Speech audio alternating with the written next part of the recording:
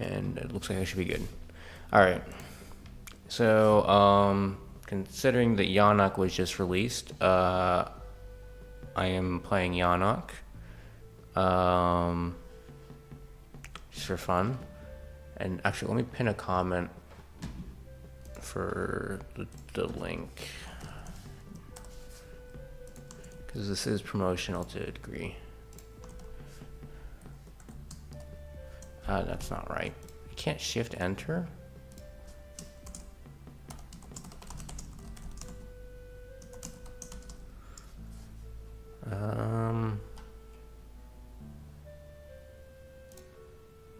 And then pin that. There we go.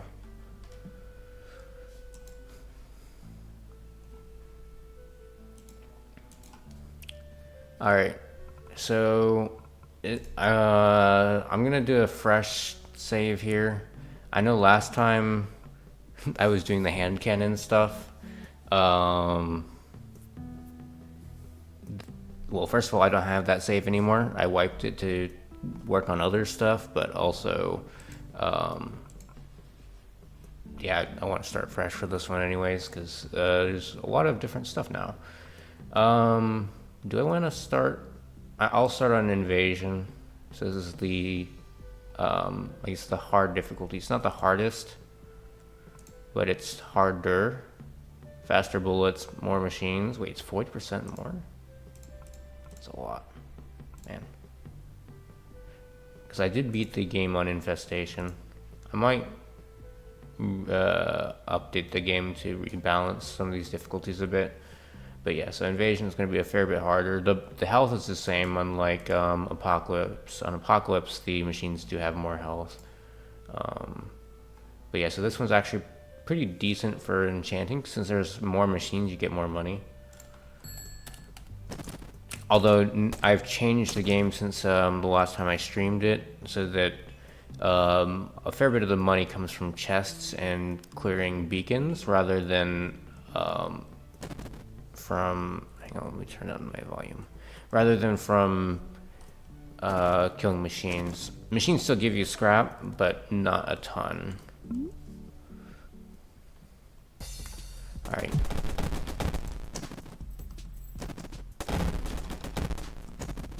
Oh, did I should have gotten the chest up there. I only have 6 scrap. Alright. I am poor right now. I would be playing with a controller since that's how I normally play, like well, I play on the Steam Deck normally, but normally I play with a controller. And I can't, well, I could on my computer, but the problem is that you're going to be hearing the controller.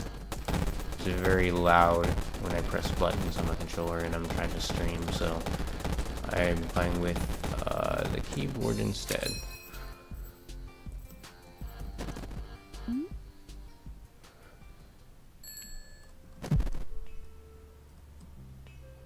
What's my record? Well, I beat the game right before releasing it, and I could have gone further, because after you get to the end, or I get the quote-unquote end, you get the option to either loop around and restart the seasons and keep going up in waves, or you can challenge the boss. But if you beat the boss, it ends your run. So, and I did that. So I could have gone further, which would have been like wave 40 something, but I didn't. I'll supply this one. Yeah, so objective number 1 is to unlock Jim. I'm just talking to Daisy to get rid of the tutorial thing that makes me talk to her.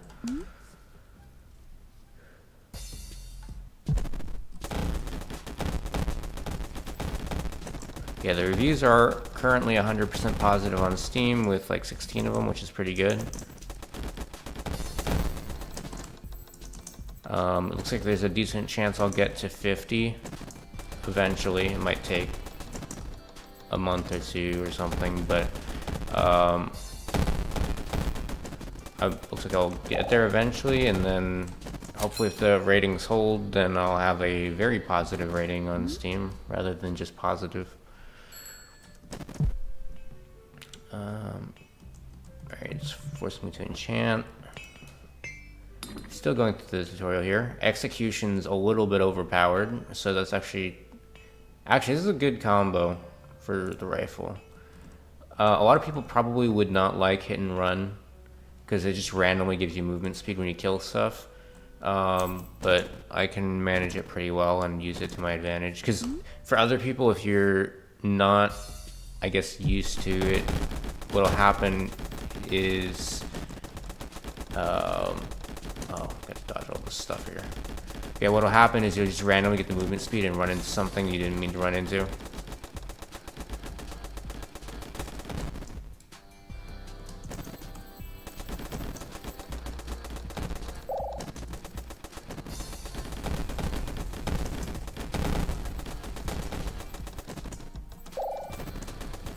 Flame is probably the worst of the power-ups.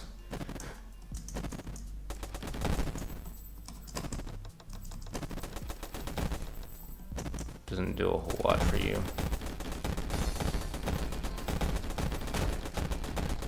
I really like the execution sound.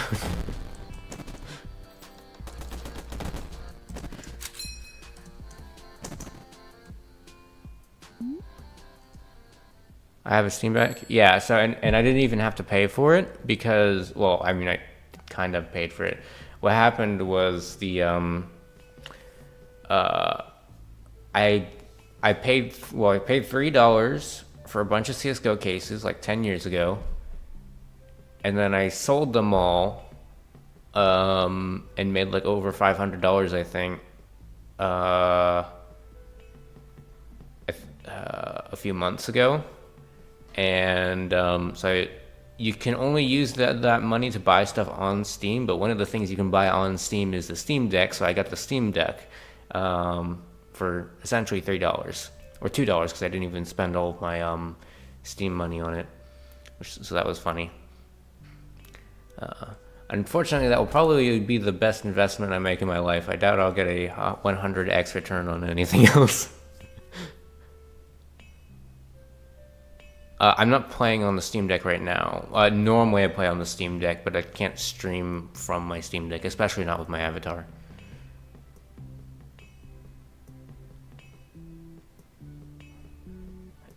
The water in the game is a shader, so it's kind of procedural. And yes, it does use Pro and Noise.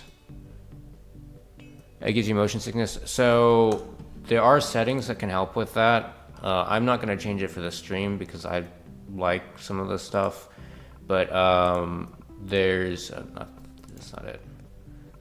So if you turn off camera slack and then turn off the mouse influence, and then, well, in some cases you might want to turn off the CRT screen effect, but that only applies to certain areas. You turn off the screen shake, and then unless the trees are bothering you, it's probably shouldn't make you sick at this point. So the camera like this is pretty smooth. You can't really see very far since I have the part, like it's to your disadvantage to turn off that stuff because now you can't see as far. But yeah, so you can turn off the screen shake, you can make the camera lock to the player, and I was thinking about doing something where you can stop the trees from moving. It'll probably depend on whether or not people have feedback saying that this is something that makes them sick or not. But yeah, anyways, I'm turning all that back on because I prefer it on. I've found that I have a significantly higher tolerance for just not getting sick with various types of games. It might come from doing a lot of VR stuff, I'm not sure.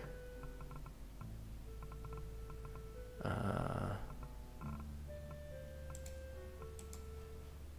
think that was what it was at.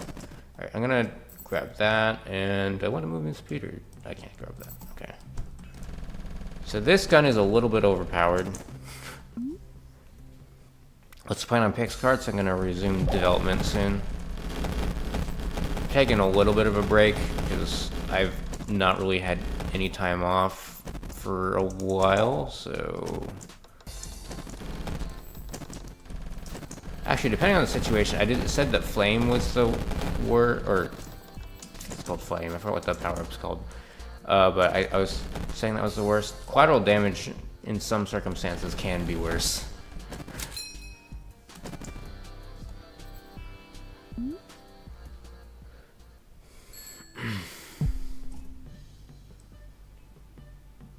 What percentage of my animations are shader code in the game? So only the water. And then I guess there's some stuff that happens in the void area that's done in the shader, but like the trees and the grass are all CPU based. I have exactly enough money for scoped weapons. Makes me shoot a little bit further.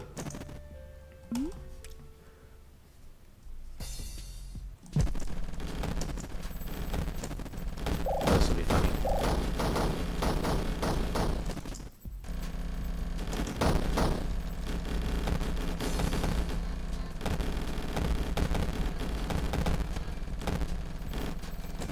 Alright.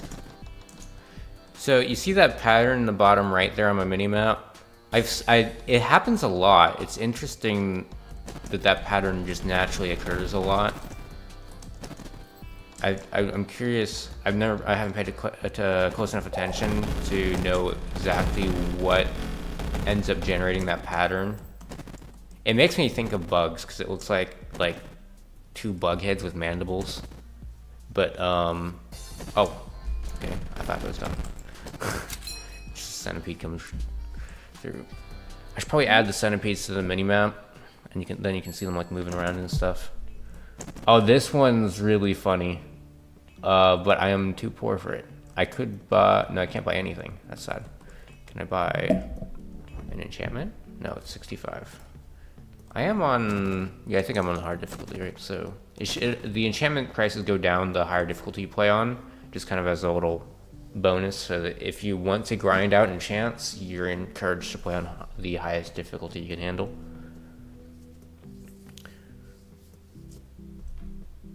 The camera lerp and the screen shake and mouse and flips are amazing accessibility option. Yeah. Well, I didn't see it coming so much. It was based on feedback on the demo. 4.7K to go to 100K. Yep, I'm hoping to hit it early next year. I could probably hit it this year if I actually focused on making some videos, but I don't have much lined up. I'm going to be doing other stuff. There'll be some videos, and actually the fun one, which, I mean, it could get me there. I'm not sure how this will be received, is I'll probably have a video this year about making VR games with Python, and doing that with my own engine, which will be pretty funny.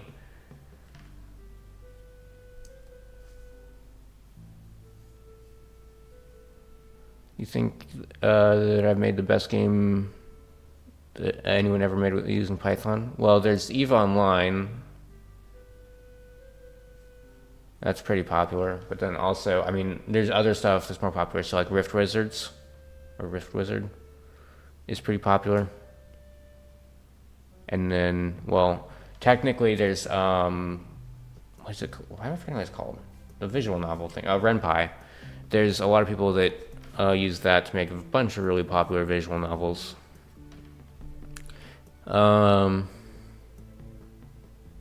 Yes, this is my game. There's a link in the comments in the description to go get it, because it's released now. Any reason why when Pygame instead of something like Godot, I can make games faster with it, because I have my own tool set and stuff.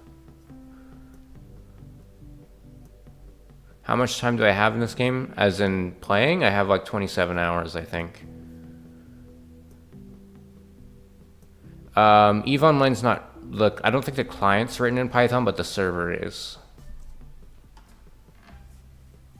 Or maybe parts of the client are as well, but it's not like the entire thing.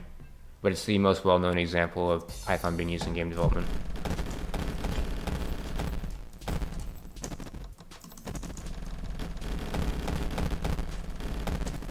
And it is, if you think about it, it's the type of game where it makes a lot of sense, because it's, I haven't really played it or looked into it that much, but from what I understand, it's a lot of, like, I guess you could say a lot of mechanics in a logical sense, a lot of logical operations that can be done, which is a lot of code that would be very easy to write, like, well, it would be efficient to write in Python in terms of how long it takes you to write it. Oh, how many hours programming? About 300. So right now I've made, I think I'm at like 2.2 thousand in revenue. So I'm,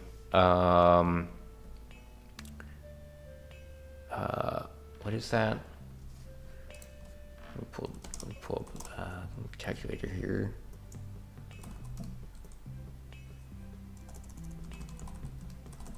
So I'm currently at almost $7.50 per hour spent on development already, and it's only been a day. So looks like I'll get a good return on my time spent on the game, which is good. Oh, I can afford this enchant. This will be really funny. Watch how fast I shred I might actually beat this on this run, because the beamer is a bit overpowered. Look at that. And I'm on slow motion too. I don't have a lot of space here, but I did clear that pretty fast. But yeah, once things start to get faster, you're gonna see some pretty chaotic gameplay here. And hopefully skillful. Although I normally play on the Steam Deck, so I might not be as good as normal.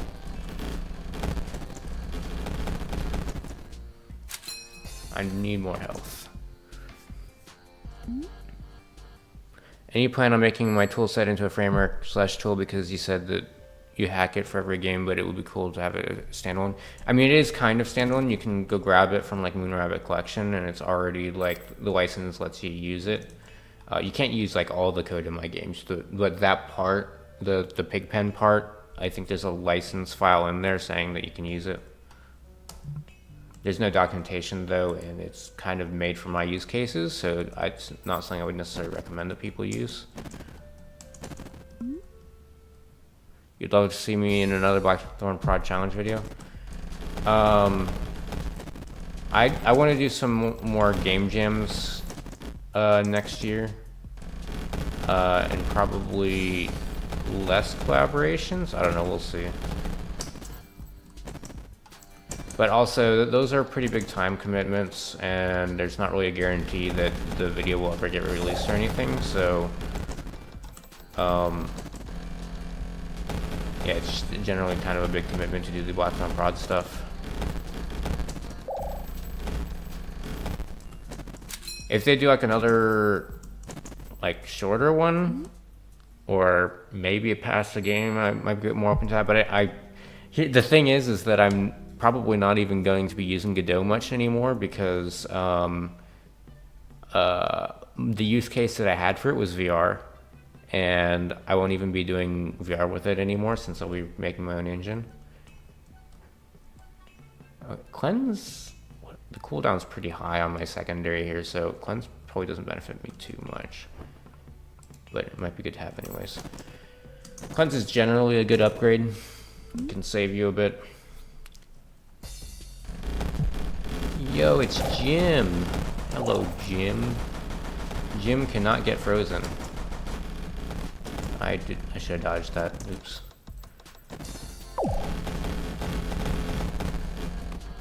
I am not paying attention.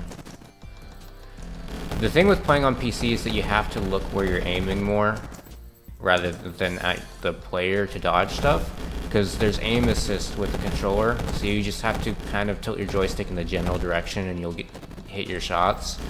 Whereas on desktop, you gotta look where your mouse is pointing. So yeah, on like Steam Deck, I can just stare at the player and look at projectiles and dodge them without really looking at the enemies too much.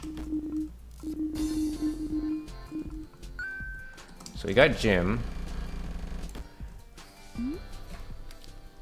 Python-based engine, yeah.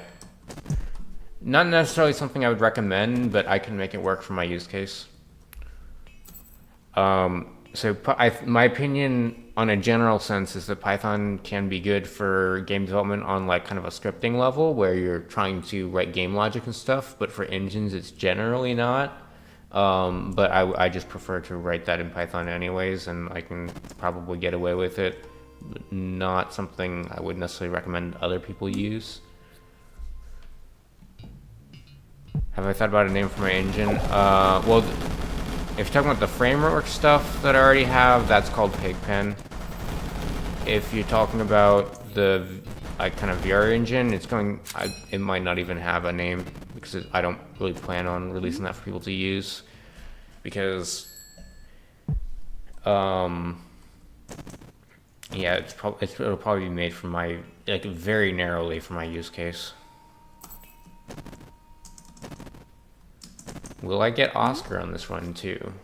That is the question. If I can get Winter's Breath, that would be good. I need to save up enough money to get an enchant on this thing.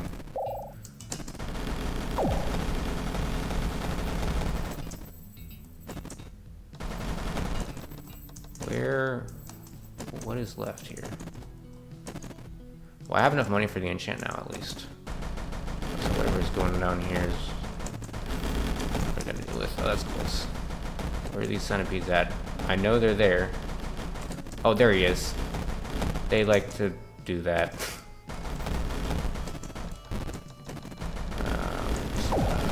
Get this thing real quick.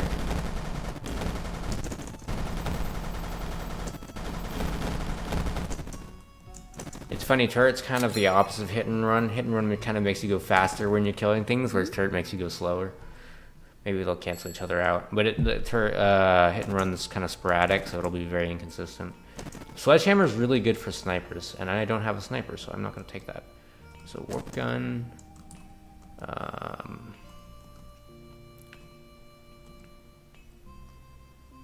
Yeah, I'm just going to go for the enchant, I think. I don't really need a second flame. Maybe if I get hostile and... Okay. This is like the perfect build for shredding bosses. Full Metal Jacket is good at doing damage to bosses, and Precision is probably one of the best enchants for just dealing a lot of damage in general.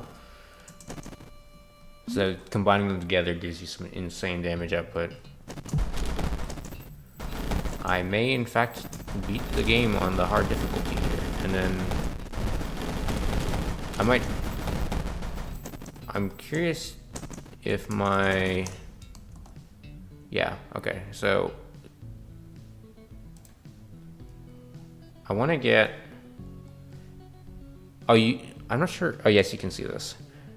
So I'm hoping to get Hole Puncher 2 today, and then also Victory 2.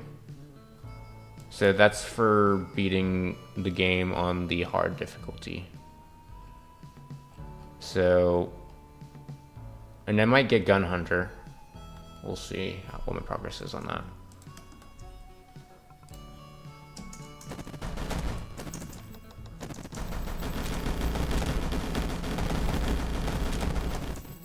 Alright.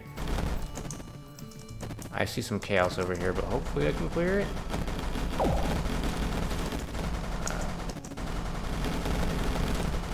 More range would be nice, so that I don't get too close to this stuff. This is the wall. So if you see a diagonal wall in this automata rule set, so Brian's brain, those just expand pretty much infinitely. They're kind of dangerous. Let's see.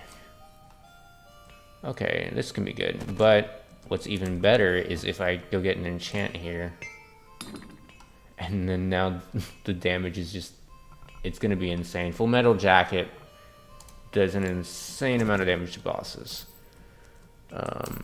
I might have to nerf it. It's weird to balance because if you're not fighting a boss, it's useless. Here, let me get these things just so they don't cause too much trouble. Look at that thing go. Look at how much damage that beacon's taken.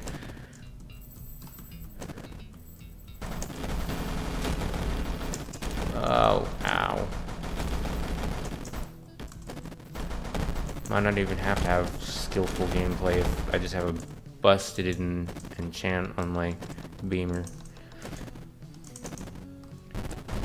This might be the best. Actually, you might be able to get something better with Sledgehammer, but this is one of the best, I think, possible builds for damage output against bosses.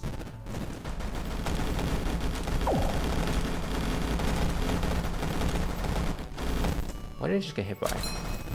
Something shoot me? Alright.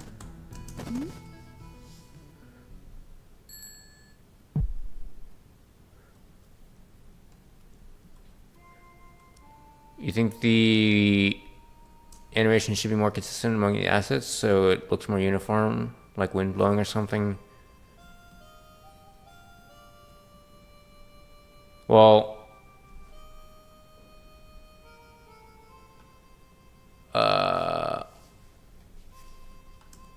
are you saying like the movement with the trees should go in the same direction and stuff, and not moving independently? That looks pretty repetitive. There was a bug that caused that a while ago, and then someone pointed it out in the stream, and I fixed it live on the stream. I think I'll just grab all three of these. These are pretty good. Am I gonna do GDKO? What is that? What is GDKO?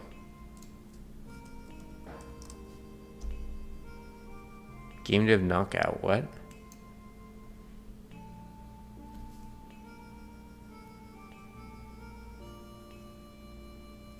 Oh. Well, who's hosting this? Xanderwood? I see Pig Dev and Shelfman.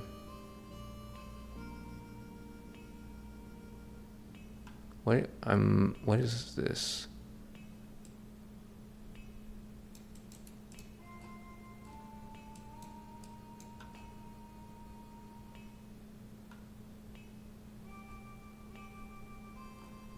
Interesting.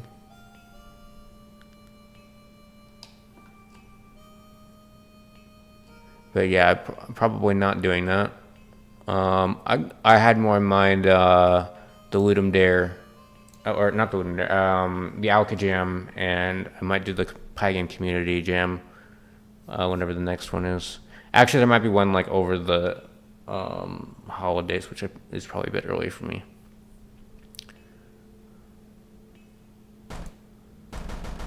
Yeah, Godot is probably a good choice for a lot of people. It's just not what I prefer to use.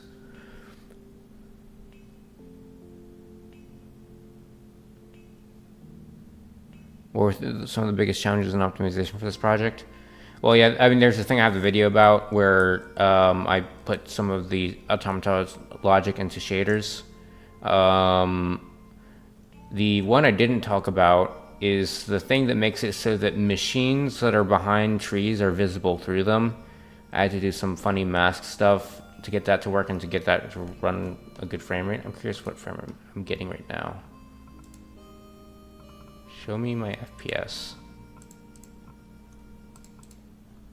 So I'm getting like 150 right now. And this is CPU dependent, so what ends up happening is even on lower end computers, it's going to be probably like 60. So it's not super great, but it's good enough that actually on low end stuff, it still runs pretty well. And like on the Steam Deck, it's running full frame rate most of the time unless you do something super crazy. And this is the type of game where if you do something as a player that causes a bunch of chaotic stuff to happen, like chain reactions of effects and stuff, the players are used to having a little bit of lag when that happens, as long as they're not down to like 10 FPS or something. If it drops to like 30 FPS while that's happening, people are used to it. Yeah, for the most part, it holds 60 pretty easy on most devices. I could optimize it more, but it's at the point where, yeah, I don't really need to. The people who want to play at higher refresh rates will probably have computers good enough, or CPUs good enough to get them to begin with. So there's really not much more to even go for in terms of performance, because most people try to improve the performance, capture more of the lower end audience, but because of the way that CPUs scale in terms of like low end computers to gaming computers, I get that low end a lot easier. Well, the low end is a lot closer to like what I get at my like 150 than if it were like a GPU based game.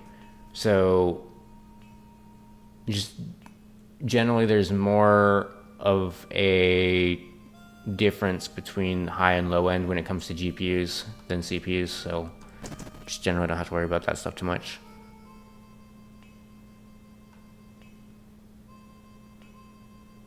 You encounter a problem when, for example, you press S and D, or vice versa, your player animation doesn't continue.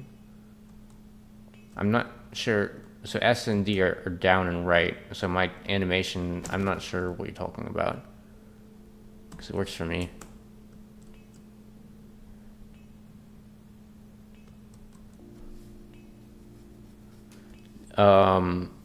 I know there's a thing where some keyboards, if you press the wrong buttons together, they can start canceling each other out, but I don't think that's what you're running into, because normally it's like 3 or more, and then normally they're like mapped in such a way so that you don't normally run into that problem on games, but that's like based on your keyboard hardware. But it sounds like you're talking about a bug, but I'm not sure what you're talking about, because if I do S and D, I don't see anything. Like it works as expected. Why not make the whole silhouette white? If enemy behind a tree, it would be easier than just an outline.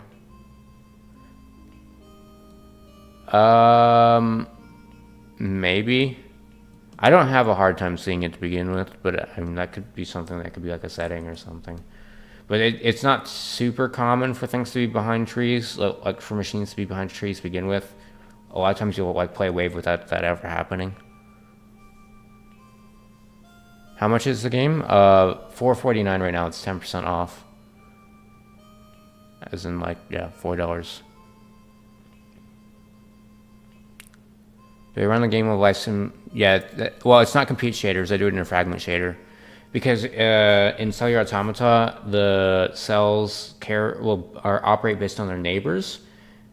And you do the logic on a per cell basis, which is pretty much exactly what you do in a fragment shader, because a fragment shader is also going to be a grid.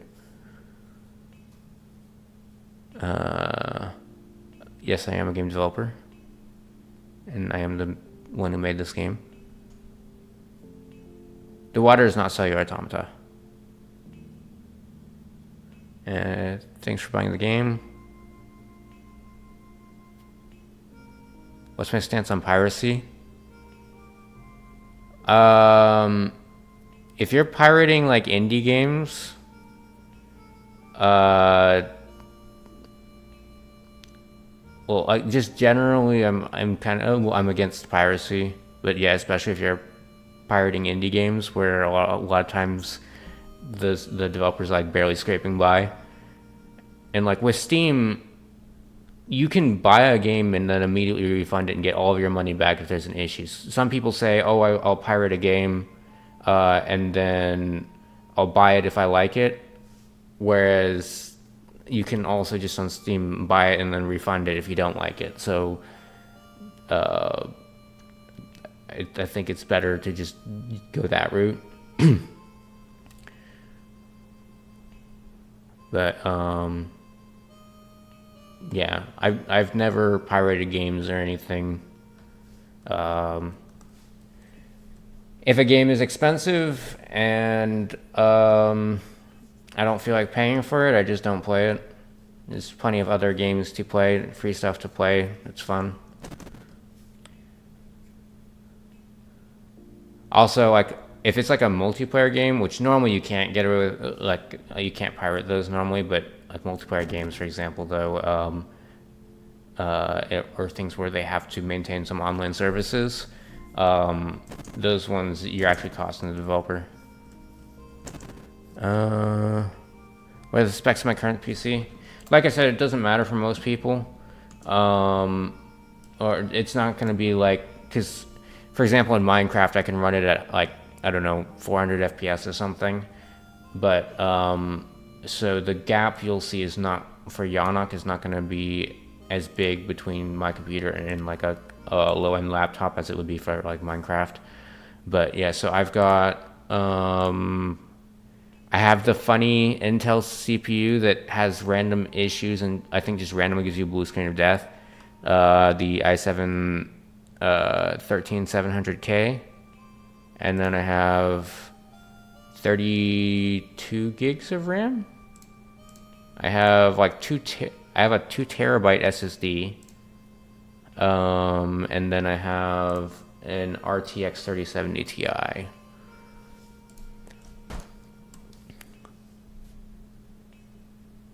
The game's grass keyframes are on 2s and the freeze keyframes are on 6s.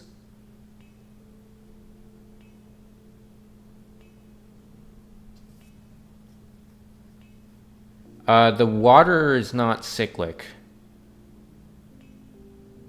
So I'm not sure where you're getting that one from, but yeah, I could see that the trees and the grass not being aligned, but well, so the trees are gonna have like random offsets to their animations, so but yeah, the intervals could be different. I don't see a reason for them to be the same. I could in theory make them the same, but I haven't.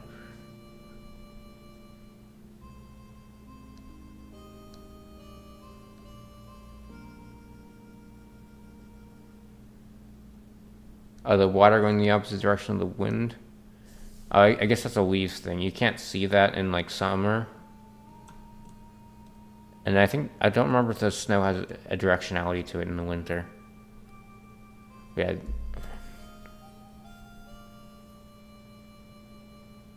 And then yeah, real water doesn't necessarily go with the wind.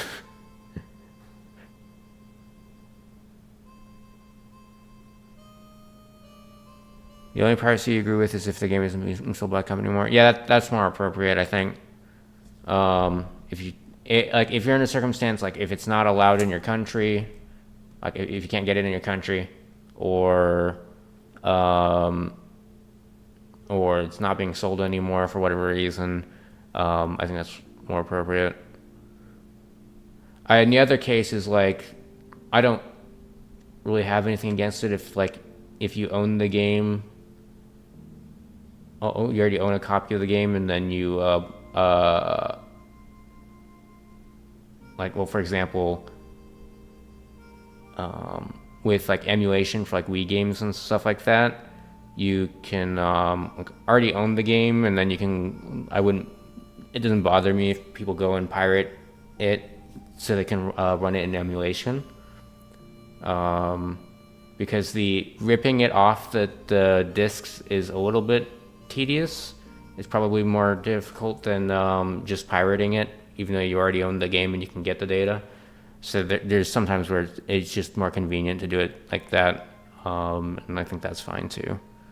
Although in my case, every game I've emulated in like Dolphin, I've actually ripped off the CDs myself, so I've not actually pirated that.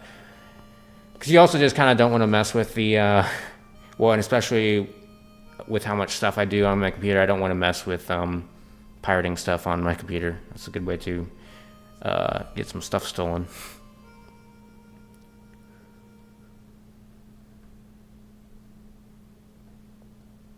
Is it justified for expensive games that don't have regional pricing for your country?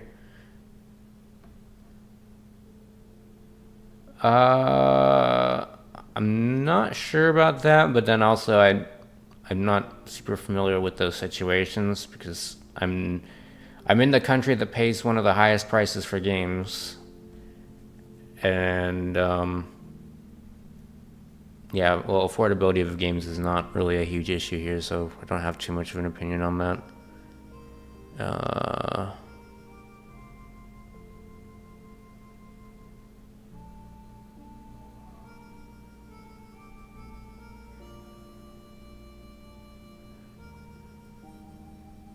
Did I do my own graphics to contract them? I don't contract out any work from my games. I did everything for Yawnoc except for there's one Easter egg where Wishbone Games voiced it. But yeah, everything else is fully me. All the art, music, etc. Although there is PixCarts, this isn't contracted. It's more of a collaboration where Bouncy Torch is doing the music, so I'm not paying him. But then I also am probably not gonna make any money from the game because I don't plan on selling it either. So no one's getting paid for PixCarts.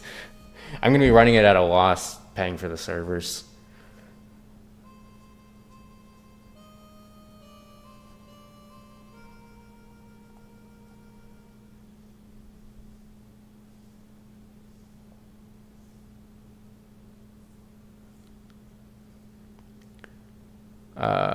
If you're completely broke, I mean, there's like, so in those circumstances, you're, it depends on how expensive the game is, I guess. But like, if you're completely broke and you're trying to play video games, in theory, you have some free time, which means that even if you're like a kid or something, I think there's those websites you can do, or oh, maybe you have to be like a certain age to do it, but there's those websites where you literally just fill out surveys, and I think you end up getting paid a few bucks an hour.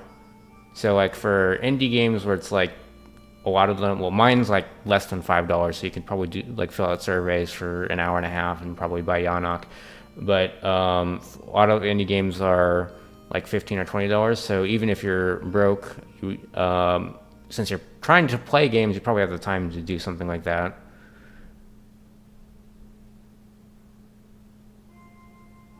But yeah, if it's like a $70 game, I can see you, yeah, it being more unreasonable to like get that money. Oh, and then also I'm not sure with the survey stuff if maybe it pays based. I would assume it actually does pay based on where you're from. So maybe if, like, there's the cases where it's like regional pricing and you can't do that. But yeah, in the U.S. you can fill out surveys for a couple hours and buy indie games pretty easily.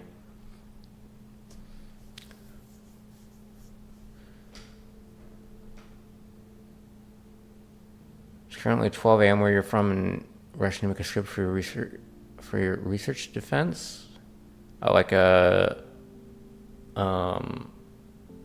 PhD.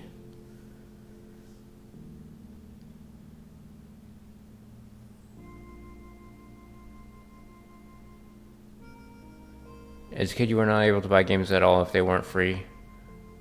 Oh yeah, that is another thing, is that, yeah, when you're young, you don't have anything to pay with. So even if you have cash, sometimes you can't buy things.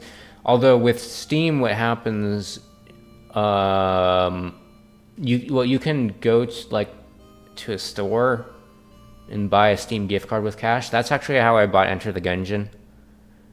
Is that I went to a store and bought a Steam gift card for myself because I didn't have any way to actually put money into my account. But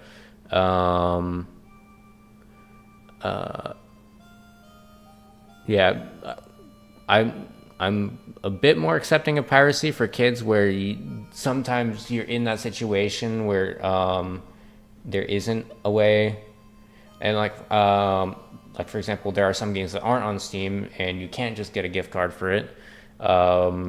So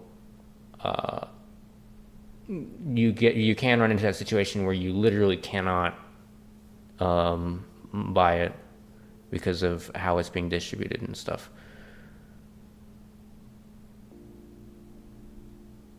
Yes, this is Pygame. Yeah, I'll continue playing in a moment. I'm almost caught up. What's his websites are 18 plus?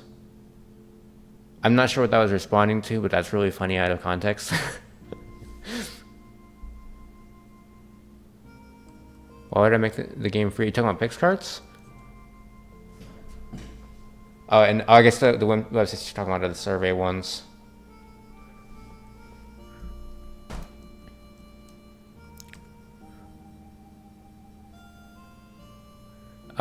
But yeah, so for PixCarts, the problem is that I'm pretty sure if I sell it, no one's gonna play it, because you have to have enough people in a race for it to be fun.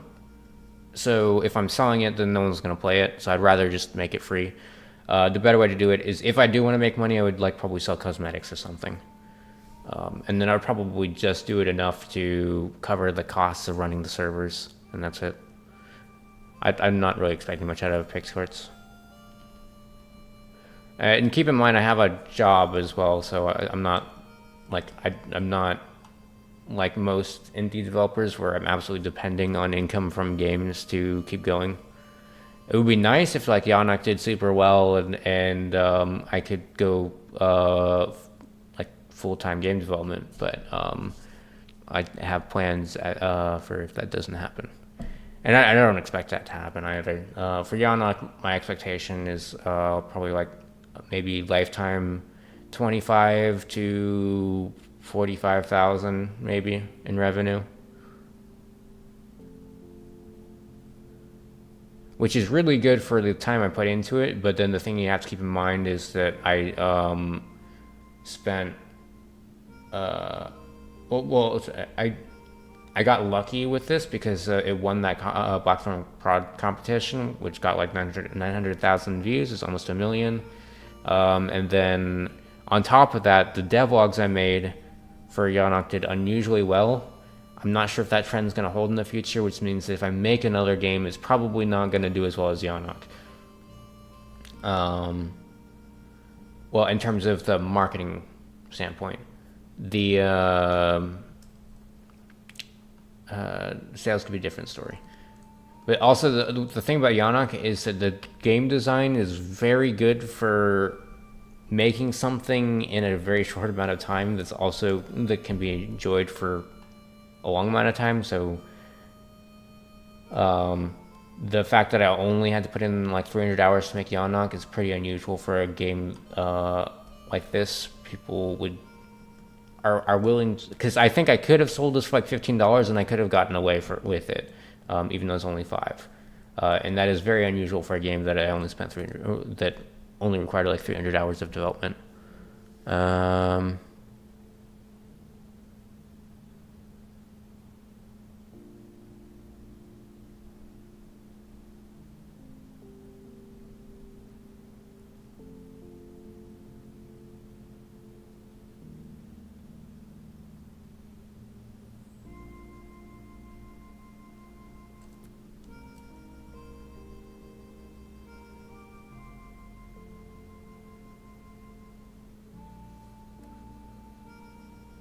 I'm almost caught up in chat.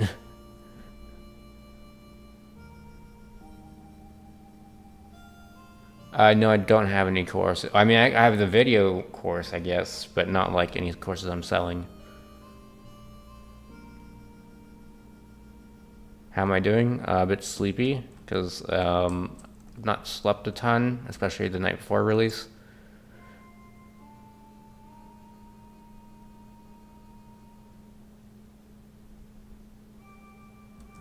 Alright, I'm caught up on chat.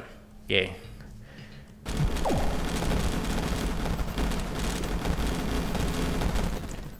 Alright. I have lifesteal, but there's nothing to shoot. I'm trying to shoot the stumps for money, or for health. It's funny. Ow.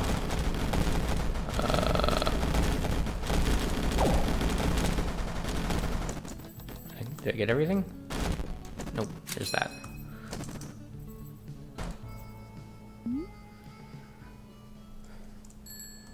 Alright. This is good. This is pretty good. Now, what would have been really funny is if I got vampirism on this thing.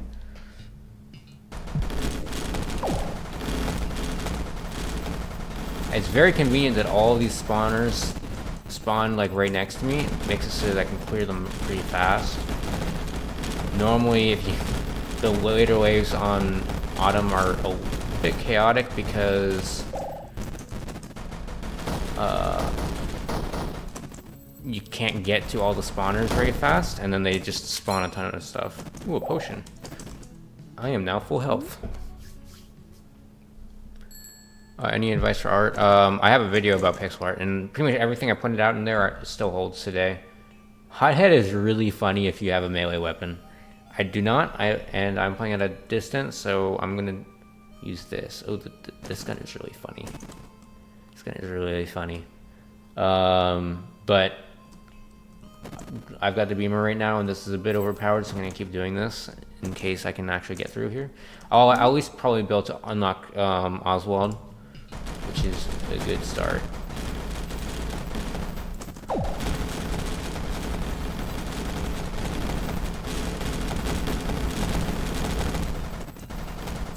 Alright. This is gonna be annoying.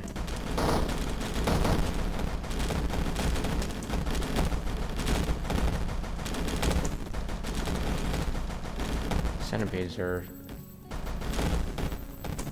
very annoying. I didn't get to the freeze fast enough. The centipedes are faster than you. You can dodge them for a while if you're good about your rolling though. Alright, did I get everything? There's some stuff down here. Oh, yeah, but that was it. Okay.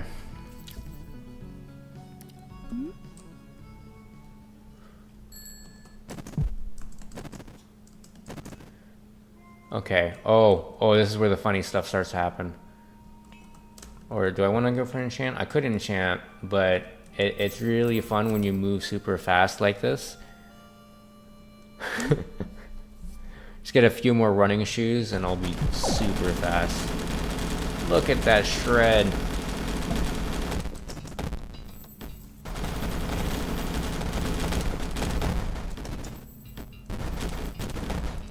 Okay, this is the most dangerous pattern in Fall. I guess the one with the 4 flat edges on the spawners. That just shoots stuff out in all directions. It's very dangerous.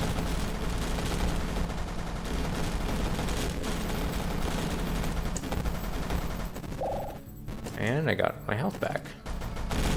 I am in good shape here.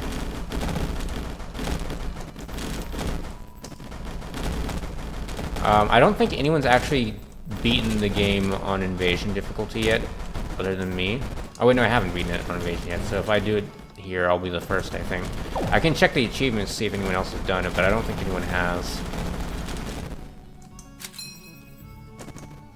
I can pull that up.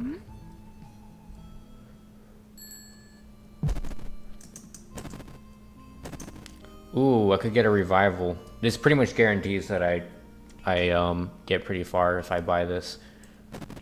So I'll take one. Let me pull my achievements here. So I think, yeah, if I go to global achievements, what? That's not correct. That is definitely not correct. Those are not the right numbers. Why is that wrong? Something's funky there. I do have the actual numbers. I can pull them up on Steam, but I don't think I can show it without changing my setup here. So the actual number, what on earth? Those are not the numbers from before.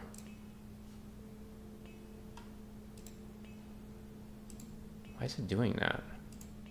Do I have to like pull it up on the web? I think something's wrong. It's probably pulling from the same thing there.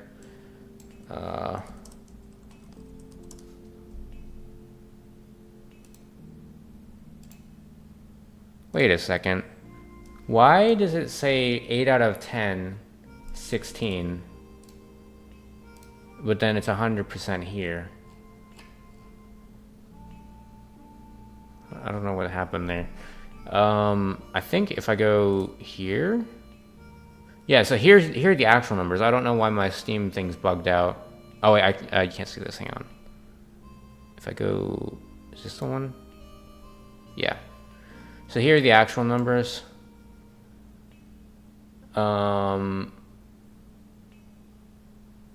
And the friends one is from the bug. There was a bug that everyone got friends as soon as they started the game, and then they fixed that. So only some people have that. That friends will probably be rarer than Hole Puncher in the long term once enough people play the game. And then, yeah, so you can see no one's gotten the a victory on invasion difficulty yet. So if I do that here, I'll be the first.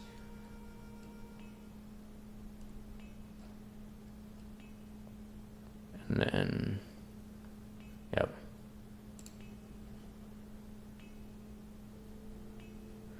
Now we can switch back to the game. The vibe of the game, like the effects and background noise and all that. Yeah, that was something I was going for. Because that's kind of... It's weird. So the types of things I like to make are more like kind of the shopping area. I'd like to make games that have, I guess you could say, a good vibe. But then the games I like to play are the opposite. I don't play like strategy or puzzle games or I guess vibe games. I'm almost exclusively play action games. So those things kind of clash a bit, and that's how I did both of it. Is that I did the shopping area is kind of calm, and then the fighting is the opposite. It might be good for pacing. I don't know how that ends up working out. It probably accentuates the combat a bit more, which is, I think, a good thing. Did this start as a game jam idea? Sort of. It was for the Blackthorn Prod competition. And then, which I guess is kind of a game jam. They did give us themes and stuff too, so essentially, yeah.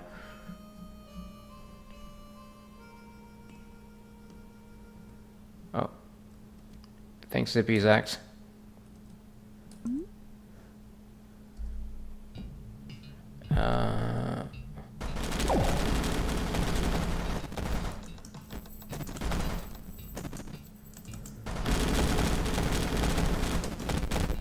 I don't know why I just face tanked that. That did not have to happen. In my opinion, Winter has the best music and it's not even close. I don't know if you'll be able to hear it.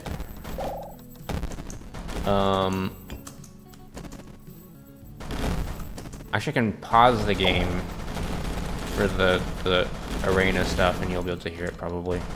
Look at how many like bullet shells I have coming out of this thing. It's hilarious. I might add bullets to the types of things that you can see through trees. I think I have to go around here. There's too much stuff right there.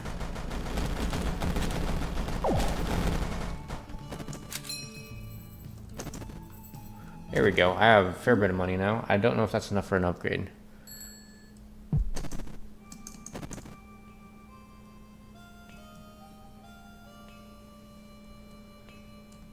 Oh, as if I don't shoot fast enough. Already.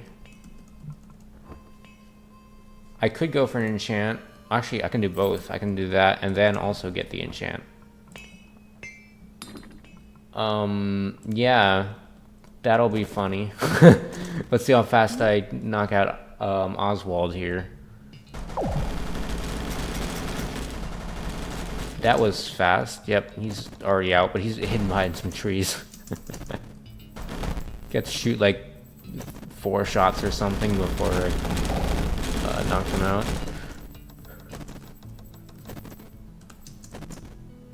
And I don't think Oswald counts as a boss. I'm not sure about that. I think it's just the beacons and the eyes that count for Full Metal Jacket. Or that's a bit of a spoiler, but you'll probably see it later.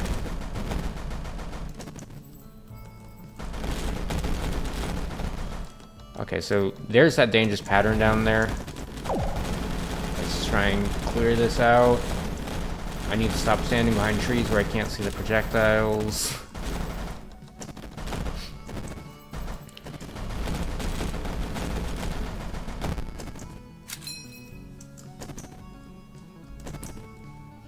So yeah, you can't really see him back here. But Oscar... Oh, he's behind a wall. So... the walls don't disappear for things behind them. You can see like the machines through them, but yeah, you can't see like Oswald through them. Do not read that if you don't want spoilers. Although then again, I mean, they kind of lead up to what happens in the end, so not, you're gonna get spoiled anyways, basically. Alright, so this is the place with the best music, and I'm too poor to enchant that. I'll buy bullet time. Bullet time helps a lot. Or you can download it. There's a pinned link, and there's a link in the description. Can you talk about the pie game aspects as you play for a bit? I mean, well, I talked about a lot of those things in the dev vlogs already. If you have questions, you can ask, but I'm more focused on the actual gameplay content right now.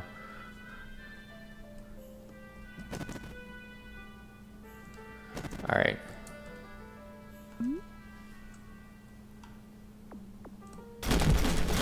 This is where this area has some kind of jazzy music. Oh, I need to switch back to Jim. I don't think Oswald has the range that I need.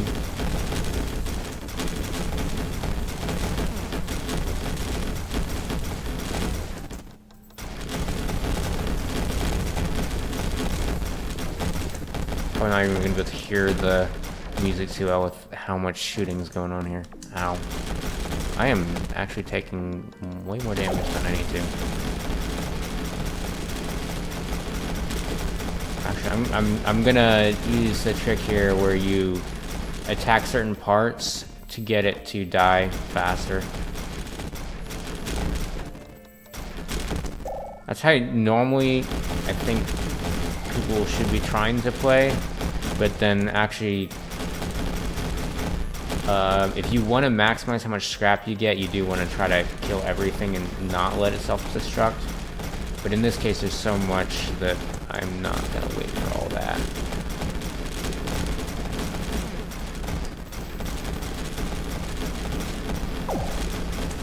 I don't know if I just saved myself with that cleanse there. I wasn't even looking. I noticed there were some bullets flying towards me later. Alright. Oh, come on.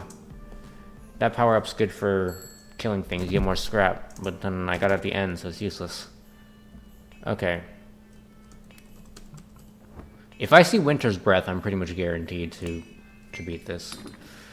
Alright, Full Metal Jacket 4. It's an insane amount of extra damage I'm getting from this thing now. Well, let me grab Jim. Jim's actually better than Oswald here. The thing is that, so Jim is generally a pretty bad partner once you have all three, but there are a lot of situations, especially if you want long-range stuff, before you get Hazel, where you would use Jim instead. Oswald's good if you're like melee or if you're using shotguns.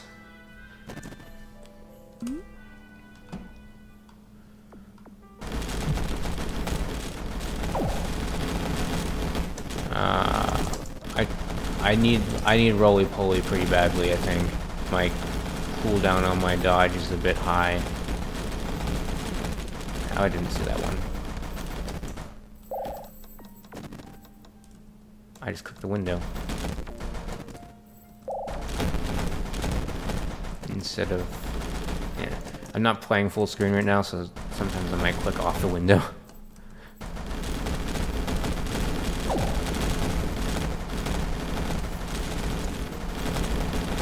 Okay, so the most dangerous thing in winter are those little round ones, not the barrels, but the other round machines that shoot just kind of in a random direction because their projectiles bounce and then they'll come at you from behind. Oh, a shield, I'll take that.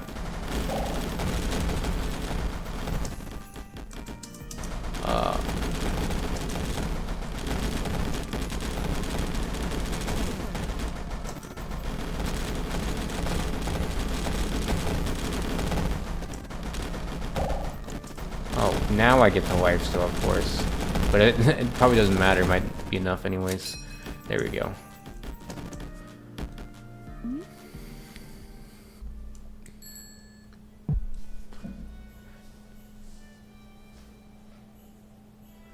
What about the sparks and stuff? That's just trigonometry. And yeah, I'm drawing polygons.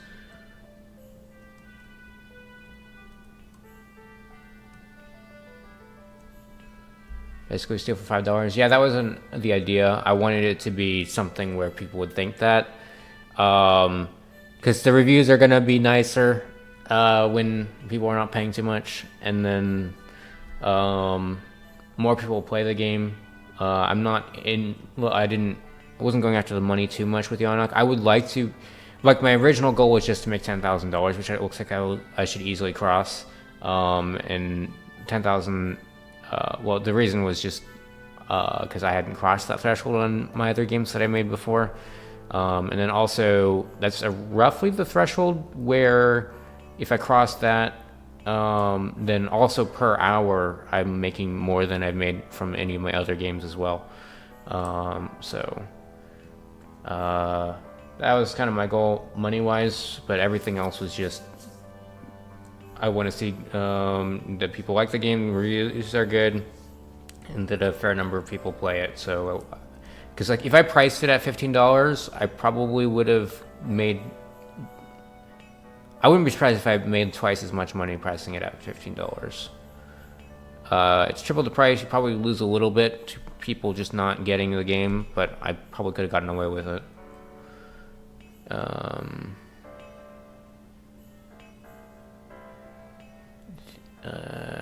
Yeah, running shoes here would be funny. And then I can get another enchant, and maybe there's a chance I'll get the gold enchant at this rate. Because, well, also, since most people are playing on the normal difficulty, they're paying higher enchant prices, which is why no one's gotten the golden enchant yet.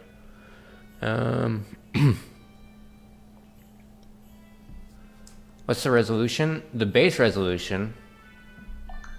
Can I don't know if this is gonna glitch out my stream. We'll see what happens. Yeah, that's fine. So this is the base resolution. It's 384 by 216, and then everything's scaled up. And actually, fun fact, I think this is actually a higher resolution than like the DS. Even though when our screens are so big nowadays that it still seems very pixelated. But yeah, so I'm playing at this resolution. I can go higher. I can go, I can go that big. I'm on a 1440p display here. I did not mean to enable full screen there. Let's go back down here.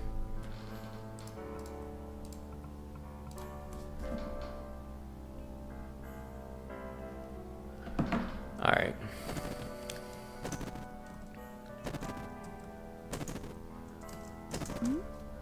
I think one more enchant and I get 2 silver stars. Oh, this little island here is a bit dangerous. You gotta get this like bottleneck right here. Just get out. Oh, okay, that's what I needed. Oh, I need to keep an eye on the weapons shop because I really need Winter's Breath. The game is very hard to beat without it.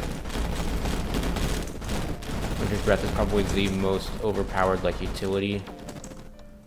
Ah, man, I'm not stepping on this stuff well. Oh, there went my revival. That's not good. I really need more chests. This is probably one of the most dangerous winter maps. Oh man, I'm not dodging well right now. It's because I'm playing on the computer and I can't look at myself while aiming my mouse. Okay, that's bad. Oof. I was hoping to at least get what's her face? Hazel. Was it hard to avoid mixels? No, because the game is fundamentally run at that base resolution, so you don't get mixels when it's actually run at a low resolution and then scaled up. Now, I think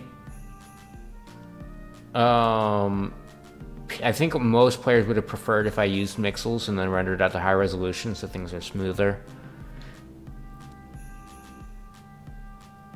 But I'm kind of a Puritan on pixel art, so.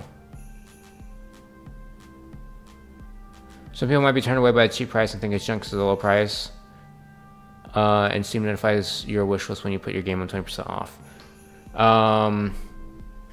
So, yeah, I'm not too concerned about that group of people. And like right now, like the top reviews says it's like a steal for $5. So I am probably missing out on some people for that, but I'm probably getting more just not in terms of earnings, but more players from having a lower price. I do have, look, my main tutorial series, both of them, well, the course and then the series, both show you how to do that. I do it differently in Yawnoc than I do in my other games. In Yawnoc, I render it at a low resolution, pass it to modern GL, and then upscale it in a shader. The easy way that's performant to do it is to use pygame.scaled. That's performant. The way I show my tutorial was because those were made before. Well, the first tutorial was made before scaled was even a feature, but so the old technique is to just render to a surface and then do pygame.transform.scale to upsize it.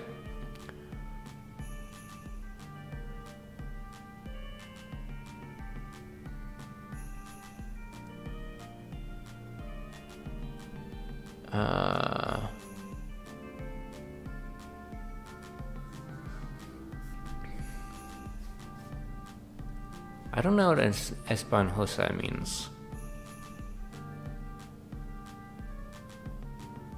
Isn't papa without... The papa without an accent is potato, right? Or did I have it backwards and you're just not putting your accent in there?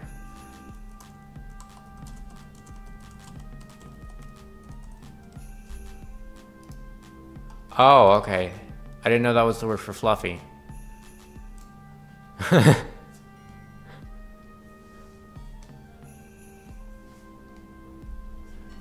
I learned a new Spanish word today. How many bosses are in the game? It depends on how you count it, because the 3 partners are kind of bosses. Their health bars show up as a boss. I don't think Full Metal Jacket works on them, but yeah, they're effectively bosses. They're not very challenging. So there's those 3. There's the beacon, which appears on... If you divide, if you modulo your wave by 10, or basically, so any wave that ends in 2 any wave that ends in 4 or 8 will have a beacon in it. So you could say there's a ton of bosses, but then it's the same thing just coming back again. So there's that, yeah. And then there's the final boss, which is his own thing. I'm not gonna spoil it if I don't get to it. You might see it on the stream if I get there. I'll probably only stream for maybe another hour and a half though, so there's a decent chance I don't get to it.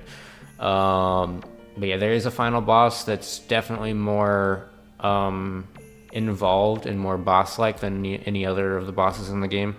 Yeah, the partners when they first appear are not very challenging, and they're not meant to be. Yeah.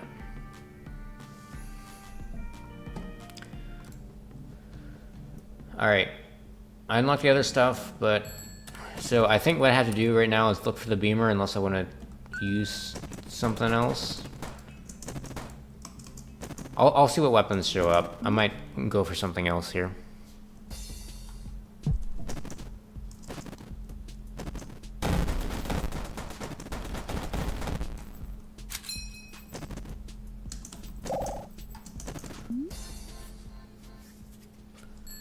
Alright.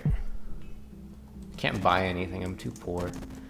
Oh, you get a free shockwave basically on your first run, and then the beamer comes in super cheap on your first run too. So there are huge advantages given to you on your first run that you don't get afterwards. So actually, if someone's like trying to speedrun it, it might actually be pretty convenient. The stuff that's there kind of for the tutorial. The reason the beamer is used is because it's an easy to understand weapon, and people generally like it. They like the gun that just shoots super fast. Do I want to... So if I go for flame, I can't use snipers. I think I'll wait and see what I get.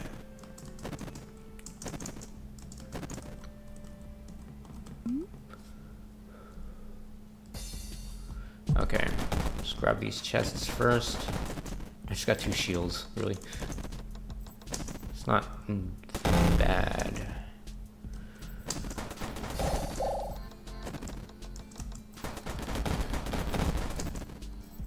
I just went up here and missed. So, normally you want to clear the wave as fast as possible, because the difficulty increases with time. So it's best to kind of move around the map so you clear things in a good order and don't miss anything that you have to double back for. I can almost buy it. I'm too poor. I can buy investing though. It costs, well, if I get 8 chests, I break even on investing. Do I have to worry about ammo or is it infinite? It's infinite. Yeah. Oh, that's dangerous.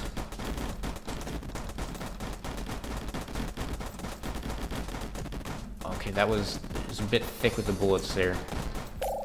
Alright, that should help a bit. And then I think I should get the beacon before the rain freezes. Yep. And looks like I'm good. In good shape here. And I healed up all that damage I just took, so.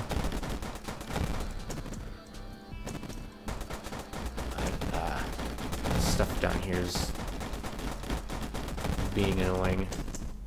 I need more movement speed. Some of the stuff's a bit hard to run around with that movement speed.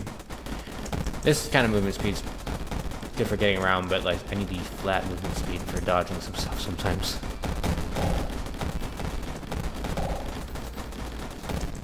Actually, no. Generally, well, running fast like that is good for fighting these because they shoot in your direction. So if you can run in circles around them, they're not going to hit you as long as you're fast enough. Oh, there's something behind the trees right here.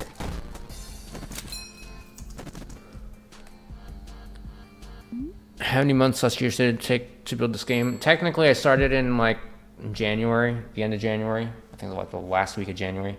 But then I took a break and did some other stuff for a while and then came back to it in the summer. And then, yeah, so in total hours, it's like 300 hours that I spent on it.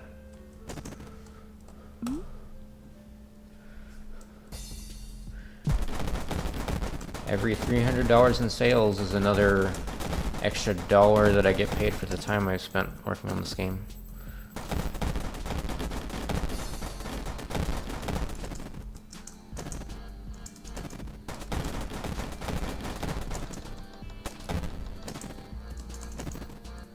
Alright, I'm gonna get the chest first because the chest can have scrap in it like that, and then you want to get the scrap because that's more important than killing machines.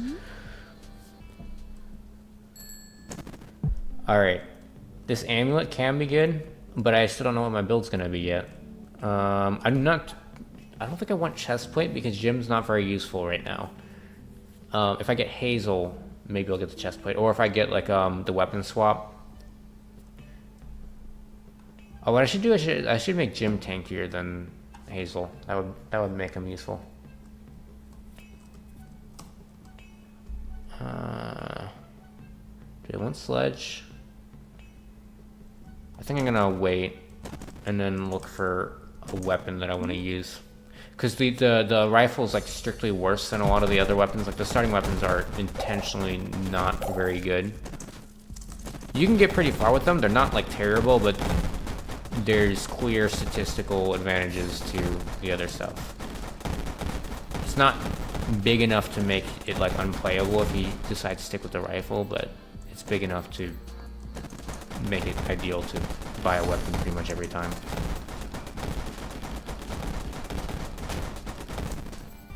Unless you like max out your enchants on your rifle or something. And that's actually what happens first, is normally people will probably put their enchants on like the starter weapons because you can get them every time. And because you can't count on getting the weapon that you like in a run.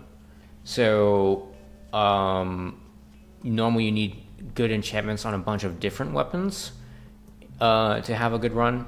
Like once you've advanced your medic progression a fair bit. I'm still not going to buy anything because I'm looking to see which weapon I get.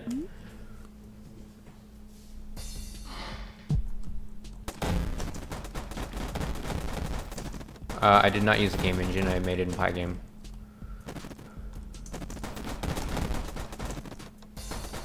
I need to do a video about why Pygame is not a game engine. That is a very common misconception.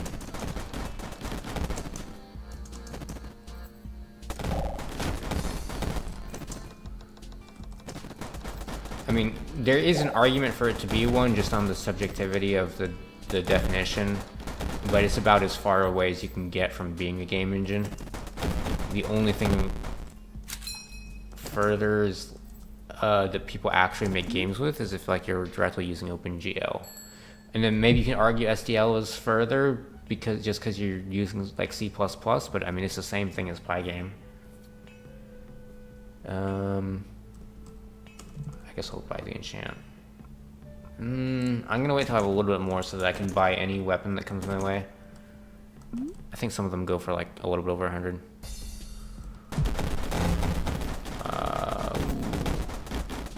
No. Centipede. Oh, there's more. This is a little bit of a choke point. I'm gonna get rid of this thing. It's a bit dangerous. Can I do this without taking any damage? That is the question. Probably not with that now.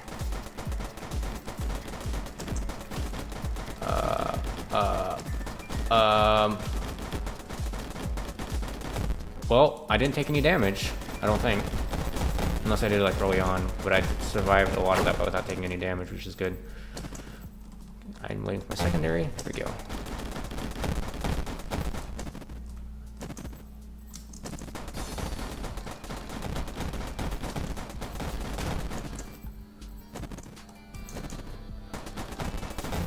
I did get pretty lucky with the enchants so far on the 2 weapons that I've enchanted. Normally you'll like roll something that's not great for the weapon that you have, because some enchants are better on some weapons than others. Okay, so here's the really good one that I really needed on that last run. This is what I used to beat the game right before I released it. The secondary ability, it freezes stuff. But I'm gonna wait to buy upgrades again until I have my primary weapon, because that's like a secondary weapon essentially. You just want it for its utility. And I did so good not taking damage last wave, and then I just immediately walked into that.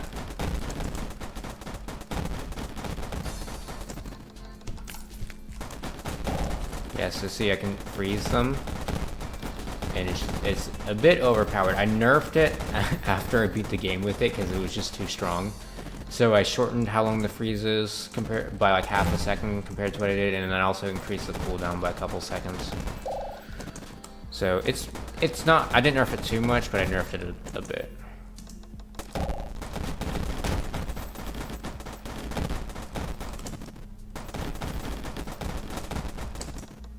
Alright. I have enough money for any weapon. Did all the assets myself? Yes. How do I think Pygame compares to Love 2D? I haven't tried Love 2D. I've heard it's pretty good, and I think in a lot of ways it's similar, but I think Love 2D is actually OpenGL based, so some things it'll perform better on than Pygame, and some things it'll perform worse. Usually it'll perform better. But then there's a little bit more overhead you have to deal with, I think. Okay, so the neutralizer is a good primary weapon. This is what I used. I was playtesting on a plane flight for like a business trip, and this is the gun I was using. It's a good. This combo is really good for dealing with some of the chaos that can happen in fall. But yeah, and then it also mixes well with cleanse. I'm just gonna buy all 3 of those. But yeah, the neutralizer is generally a pretty good weapon. It's got a higher rate of fire than the rifle. And well, the secondary is more of a utility, so it's not, I guess you wouldn't say it's as good as the rifle when it comes to the utility of the secondary. Sorry, when it comes to the damage of the secondary, but the utilities, and the utility is situational, but it's really good in the situations where it's good.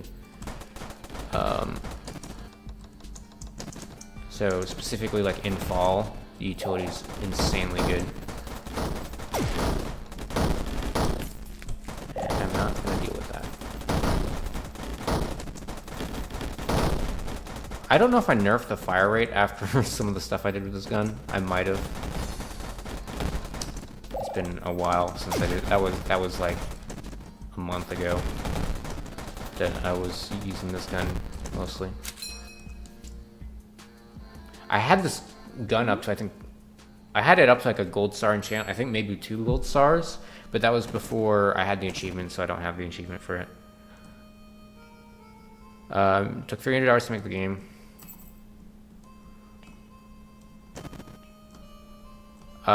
Yes, I have a video talking about optimization, or I talked about it some. I think I mentioned some of the stuff you can do in my Pygames performance video.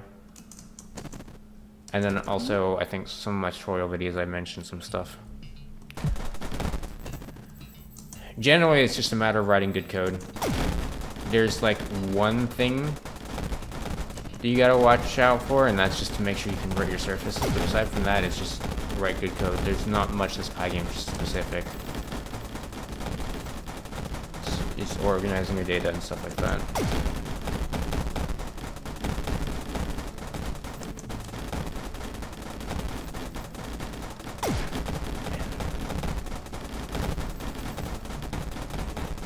This is one of those situations where my secondary is pretty good.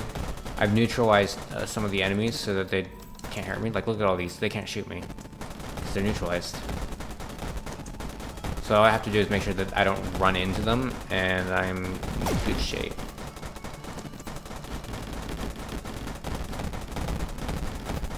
Actually, I should be over here if I want to stop it from spreading.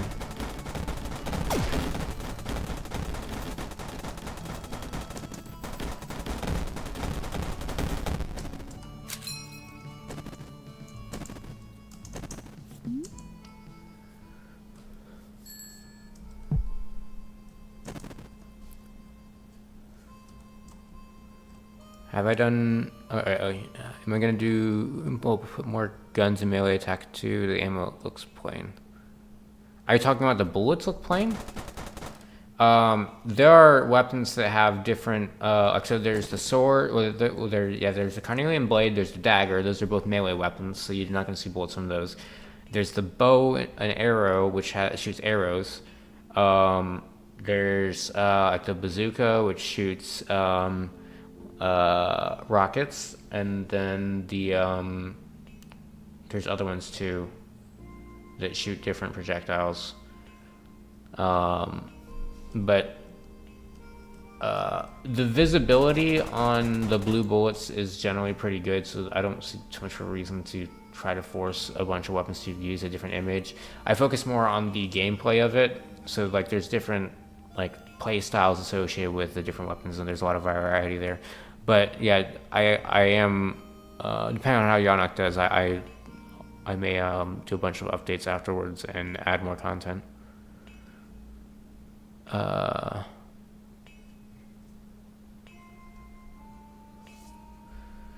Okay, so this is a good thing to have. Frost Touch is really good for fighting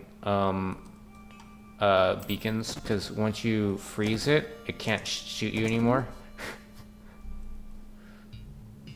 Okay, I did it for the chest first. I'll take a freeze.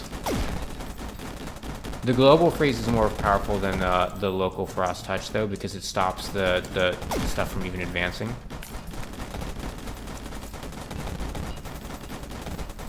I might sit here for a while re-rolling enchants on my neutralizer to try to get something good. Which is probably gonna suck up a lot of money on this run. What I might do is do like another stream a different day where I'll probably eventually beat it.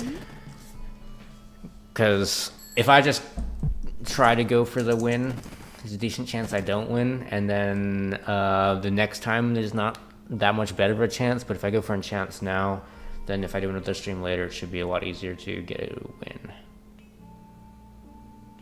So usually I think it's good to have 2 Frost Touches if you don't have a super high rate of fire, but I really want running shoes. Oh, I got Potato Farmer. So Potato Farmer, so what happened was I bought the mystery item and then it gave me Potato Farmer. Potato Farmer is, I think, the most overpowered upgrade in the game. You can only get one of it. It won't give you more once you have your first one. But yeah, farm 23 potatoes and you get a power up. It is completely broken. I forgot to nerf it after, because this is one of the other things I abused when I beat the game before, was Potato Farmer. And then I forgot to nerf it.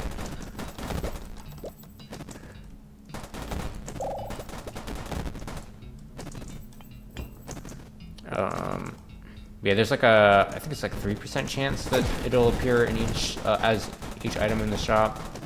So you can't really count on getting it. You just kind of have to get lucky. And it's like it's a silly upgrade, because now there's all the potatoes on the ground that you have to go and collect. But what ends up happening is it'll give like power-ups, like, and it'll give you potions and stuff too. So you get a lot of heals out of it. And the price is pretty low too. I'll probably nerf it in the next update.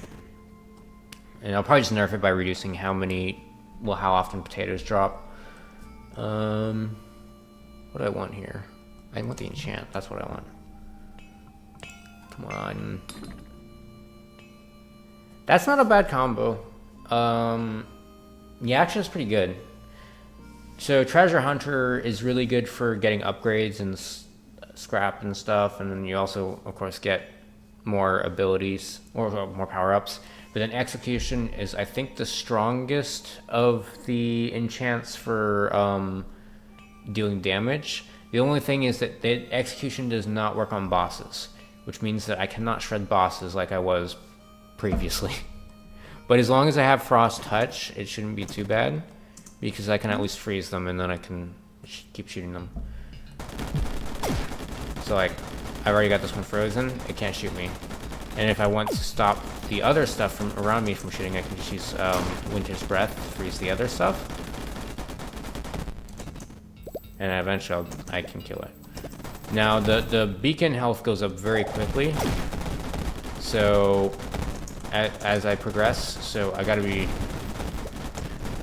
get some upgrades to increase my damage output, or else I'm gonna be sitting there for a while trying to deal damage. I don't want to deal with that. I think this might deal more damage. No, I'm not sure.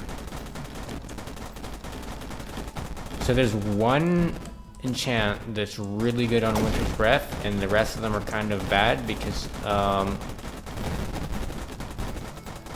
ooh, I should make another, I should try to like design another enchant that's good for like utility weapons. Because most of the enchants are for like dealing damage. And yeah, if you're not dealing damage, most of the enchants aren't very good. But there's one enchant that reduces your secondary cooldown, and that's the one you want to get on Winter's Breath and other like utility weapons. Cleanse might have saved my butt there.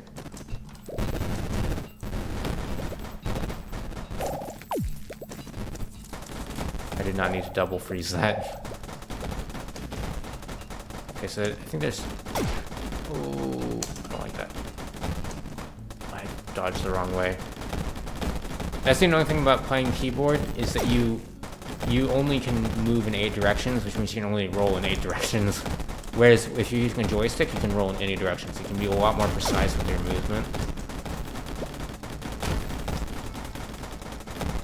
Now, if it weren't for the aim assist, keyboard and mouse would definitely be way better. But with the aim assist, it's kind of a mixed bag depending on what you want to focus on.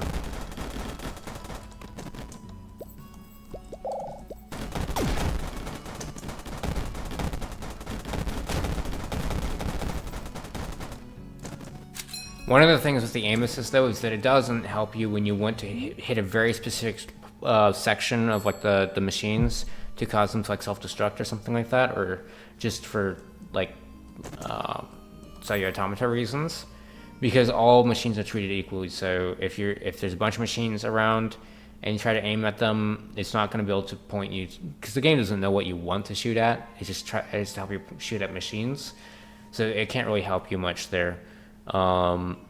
So that's when PC hasn't, or keyboard and mouse has a bit of an advantage, and there's some other stuff too where it can help a little bit. So it really depends on what your playstyle is. Oh, and the other thing is abilities where you click anywhere on your screen and something happens. So that happens with the nuke from the bazooka and the grenade from the pistol. Since you can't just aim anywhere with a controller, you have limited like range on those abilities. So they're definitely not as good on a controller. So on those, keyboard and mouse are vastly superior, but generally I think controller is better. Thorns, that was not worth it. I think that's actually cheaper than the mystery item thing.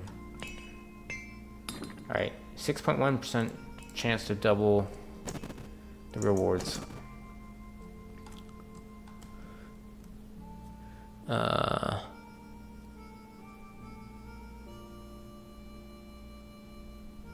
Reading chat.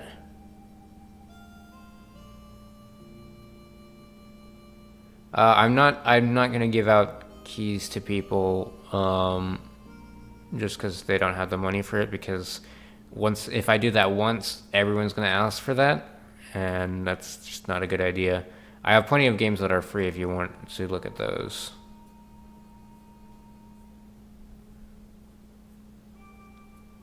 Did I use A-Sprite? Most of it's MS Paint. The only stuff that's not is like, so I did the player, I drew the player originally in MS Paint, but then I animated it in A-Sprite. Anything that's animated, not the trees, because those are procedurally animated, but like the sprites or the characters that are animated, I animated in A-Sprite.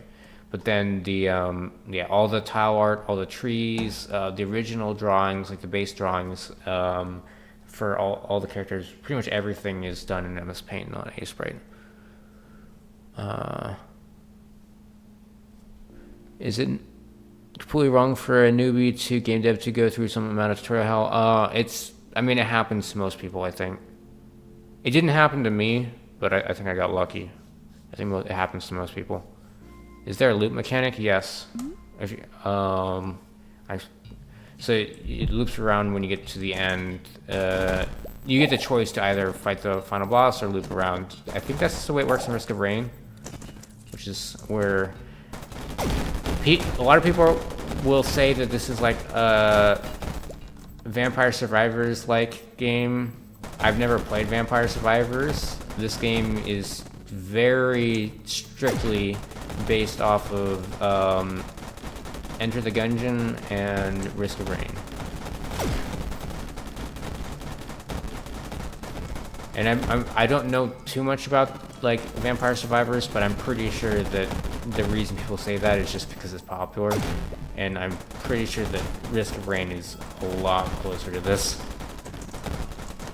Although people know Risk of Rain for like Risk of Rain 2, which is 3D, so people probably visually don't see how it relates as much. But Risk of Rain 1 was a platformer. And then, well, Enter the Gungeon is kind of where the gunplay comes from. So the gunplay in this is, and like the dodge rolling and stuff is very similar to Enter the Gungeon, I think.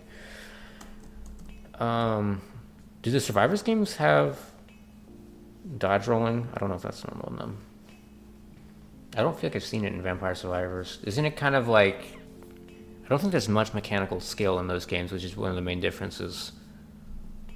Let's see if I can get the good enchant here.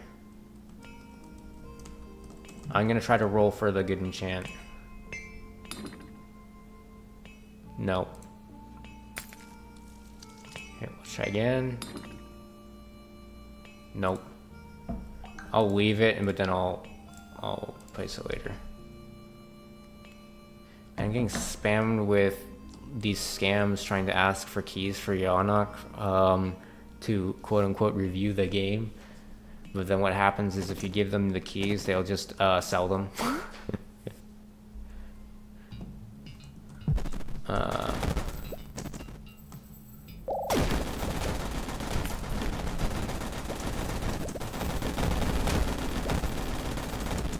Execution is really good for dealing with these spawners, because the spawners don't count as bosses, but they have a lot of health. So if you get execution on them,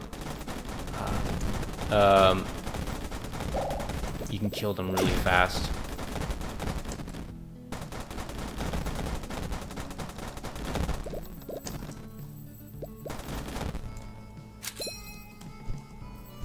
I need health. I'm gonna lay off on going for the enchants on this thing for a bit and focus on other stuff. Range is good. I can't buy health here, unfortunately. I'll go for another cleanse.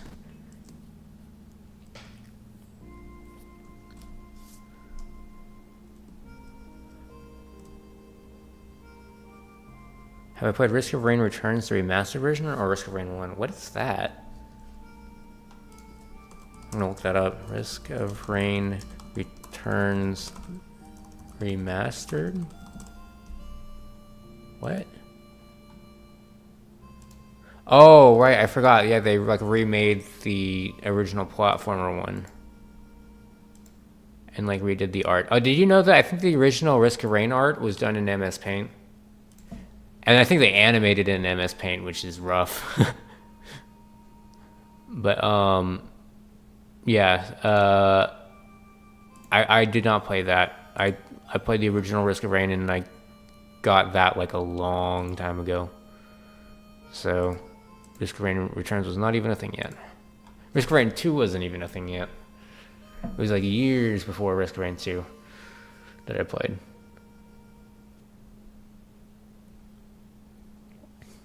Am I considering adding multiplayer? Multiplayer is something I would only do for Yawnoc if it was were like really successful and it were big enough to actually become my job. It's a big commitment.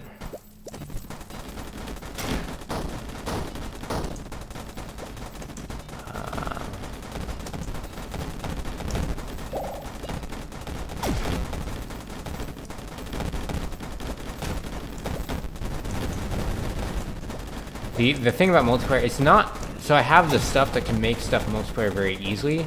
The problem is that like with multiplayer, there's more like fundamental design issues because you can't get the data there instantly. So like you have to schedule all the attacks. So then I would have to like write a system for all of them to be scheduled so that that gets communicated and then the players see the attacks at the same time and stuff. And then all of the automata stuff would have to be communicated. While the automata is deterministic, the players can interfere with it. And so if someone, I can't just assume what's going to happen because like one of the remote players could have killed something last minute that changes how the automata plays out. So ultimately a lot of that does have to be communicated. Which is a bit annoying.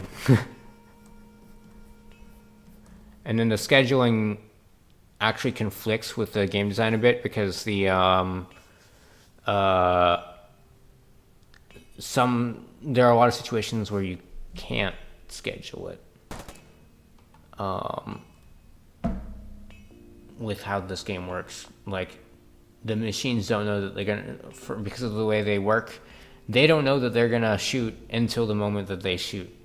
And because a lot of times what happens is like the machines will, it'll go through an automata step, like a machine will spawn and then immediately shoot. And when that happens,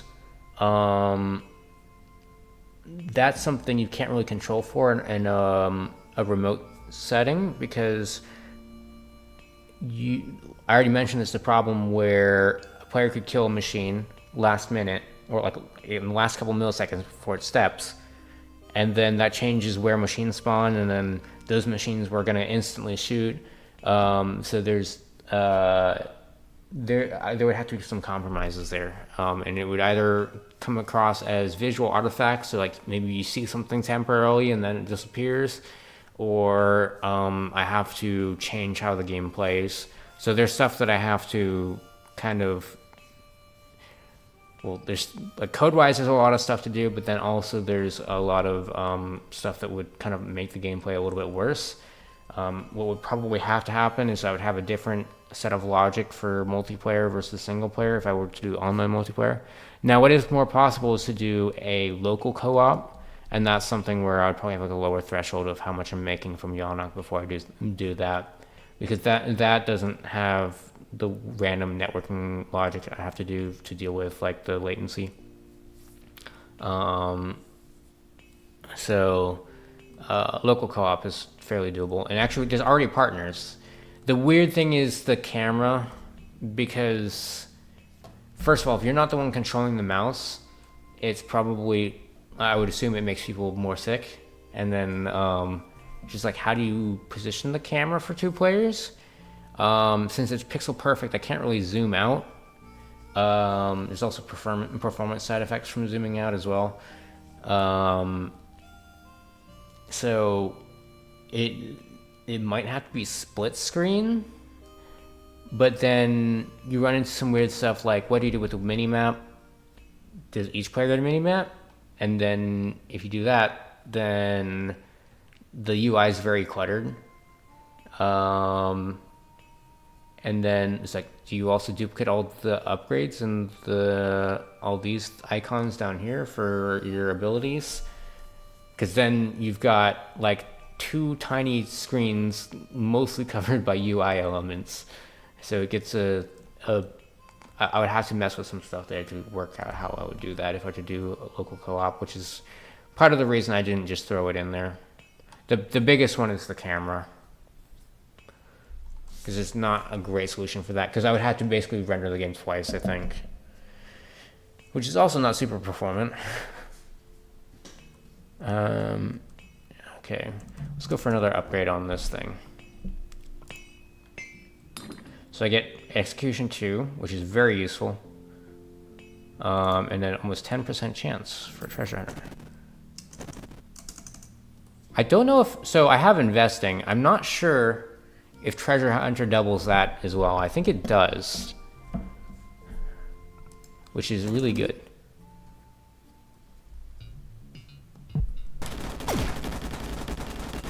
I might have to use my, oh no, that's convenient.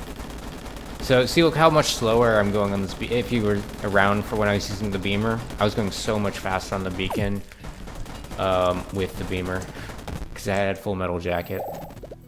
But yeah, this gun's better set up for killing machines and stuff. I really do need the extra rounds though. My actual damage output is not great because of the other stuff.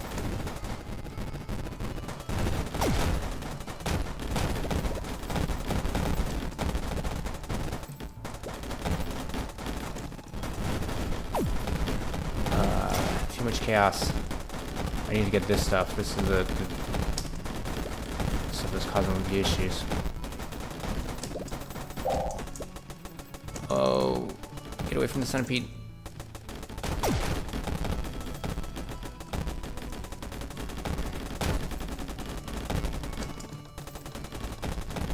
Oh, Jim got knocked out.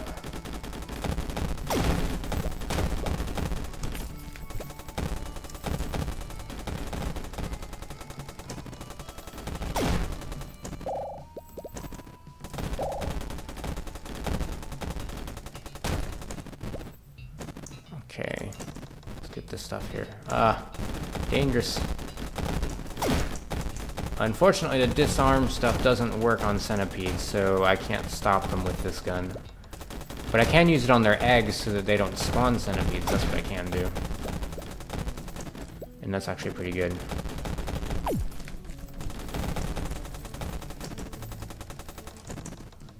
Alright, what is left? There's probably something up here. There's a chest here. That's a lot of stuff. That might have been a doubled reward, I'm not sure. Oh, that's a funny setup. It's a directional pattern that can only fire like kind of where it's pointing. Or like, well, can only create machines in the direction it's pointing.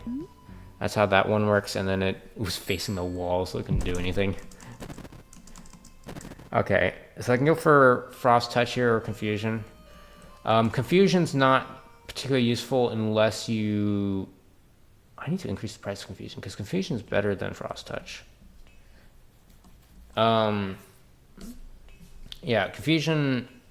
If you have Frost Touch already, you've probably frozen the thing, so it's not going to be helping you out much. Because Confusion makes it so they can't hurt you, but then they're also still shooting, and those projectiles are friendly instead, so they're dealing damage for you. It's like when you're fighting a beacon, if you confuse it, you can it'll do a lot of damage for you to other things. But if you've frozen it, it's not going to be able to shoot anyways, so then this is kind of redundant. So it's better to just stick with this. Can I get my silver enchant? Yeah. 12.6% chance.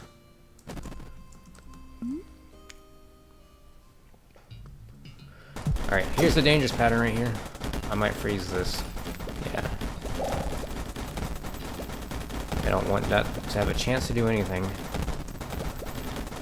Oh, there's another dangerous pattern up here, too. I'm almost to winter. Oh, yeah, I don't have the freeze yet. I'm almost there. So damn. Oh, Jim took a shot there. It's funny, there's an upgrade called Meat Shield that makes your partner's hitbox bigger, and the whole purpose of that is just so that they can take tank shots for you, since they get healed after every wave and you don't.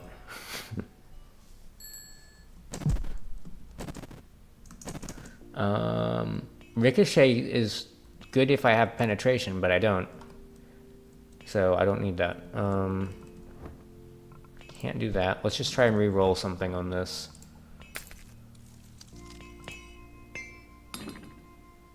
Cracked. Oh, sturdy can be good on utility weapons sometimes. That's not a terrible one to get, but yeah, there are better things.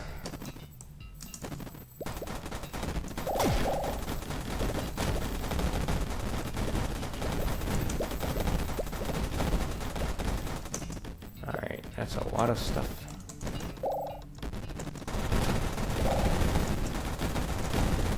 Yeah, so this is the 20th wave. After this, we go to winter. I don't want to deal with that. Ow. Centipede. Okay, so I gotta get this thing down here. This is what the problem is. And there's centipedes. I don't like that. Go away.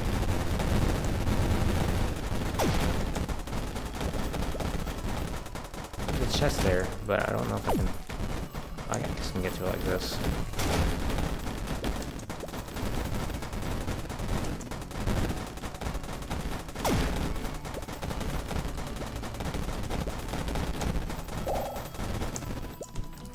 I don't have... No, it's not off cooldown yet. Maybe I'll add something that shows you what your other weapons cooldowns are. That might be useful. But it's even more UI clutter. I would use it though a lot.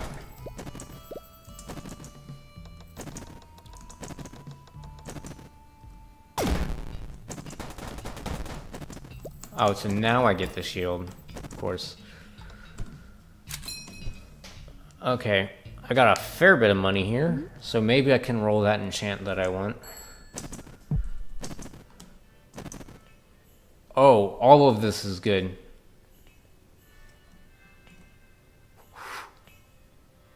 I forgot if Rampage applies to both weapons or not. It's completely busted, though. It's like if you have strong secondary abilities. All of these upgrades are good. I think I'm gonna get all of them. And I still might be able to reroll this. Strip that. How much money will I spend? Okay, so I got it, but it's the second one instead of the first one. What I want is Quick Charge to be the first enchant, because the second one increases at half the rate. So yeah, in this one you want to roll Quick Charge as number 1, and then something else is number 2.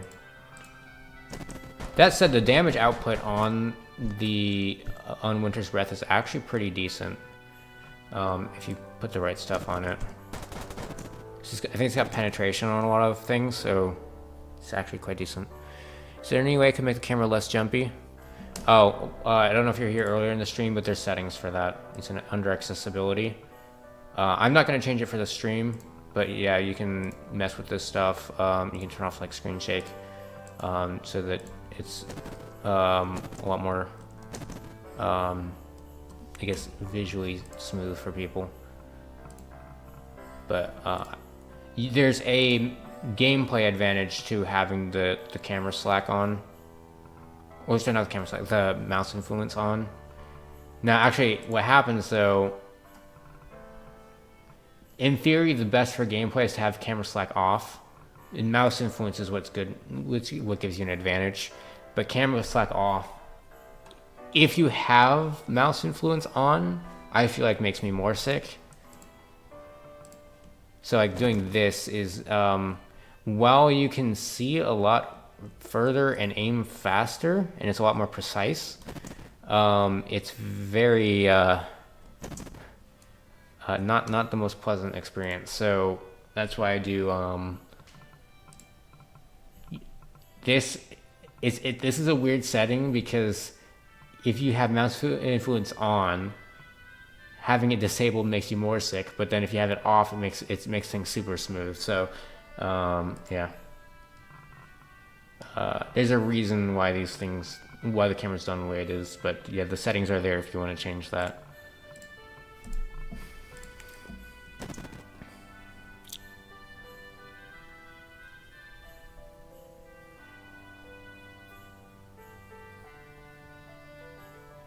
No, so those options were always in the settings, but yeah, you might have just missed it, because there's a lot of random stuff under accessibility. How many things is there? I think there's 9 different options here.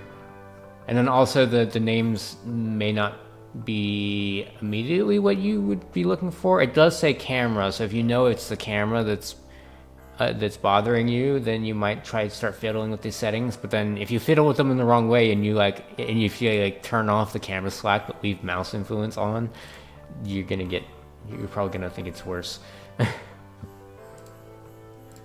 I might just have in theory, it'd probably be better, and I probably won't do this because it's kind of niche, is to have a thing that's just like a comfort mode that just automatically configures your settings to make it more friendly for that type of thing. For people that get sick. What is camera slack? That's just it makes the camera move slowly to whatever its destination is. So if it's focusing on like a player, it'll have some slack before catches up to the player. And if it's if you've got the mouse influence there, it'll kind of be influenced by the mouse, but more slowly. And with aiming, that does reduce sickness. But then, like I said, it increases sickness if you have mouse influence off. You don't see anything relating to camera and pie game? The camera is just an abstract idea. It's not an object. I have videos about this. You just offset everything that you're rendering. You move everything like right or left to emulate a camera. And that's what real game engines are doing under the hood anyways. You're looking under graphics? Yeah, there's some things in accessibility that maybe should be under video. Well, and that's one of the other things is that it says video and not graphics, which I think is video is kind of more narrowly, I guess, like window settings, performance stuff than graphics, which is why a lot of the stuff under accessibility. But I think that type one should be under accessibility.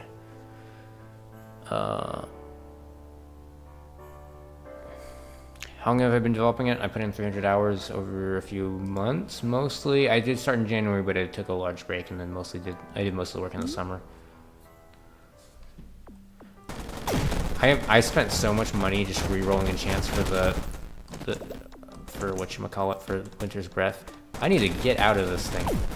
It's dangerous stuff. I'm trying to break this apart. This is going to be very dangerous very soon if I don't. Yikes.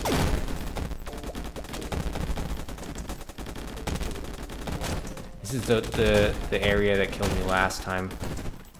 I don't have my thing yet. No, that's not what I want. That's what I wanted. But now I have like no health. That's not what I needed. I can like hide out down here. Ooh, dangerous stuff. Oh, this might save me. As long as I don't die before I can use all of it. Actually, this might be better for doing damage.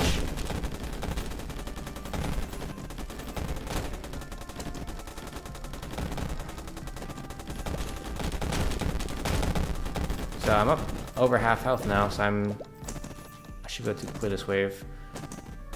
Yeah, I spent so much money on re-rolling enchants that I'm pretty behind on actual upgrades. Oh, man.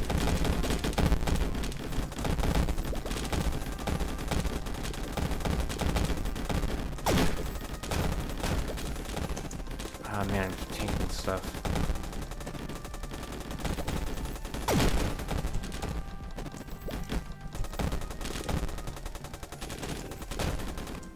Oh, that was 1 HP.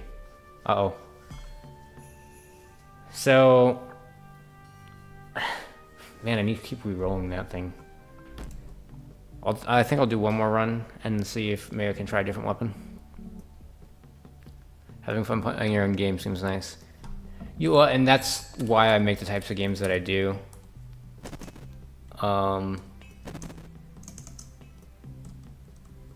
Because if you're not enjoying your game while you're making it, then it's harder to be motivated to work on it, I guess.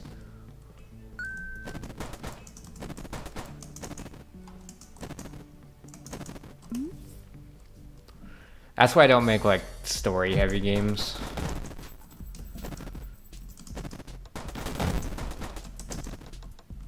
It's not that they're hard, it's just that... Well, I mean, it's hard to stay committed to it when you're, like... playtesting the same thing over and over again, and you're doing like the exact same things, and there's nothing new or mechanically interesting. Running shoes it is. Should I add visual and auditory effects for OSP? Maybe. Although if I do something like Pokemon, it's just really annoying. Beep-boop, beep-boop, beep-boop. I shot that straight down the middle thing, like, because I was using the neutralizer earlier, which fans out, whereas you gotta aim directly at your target with the rifle.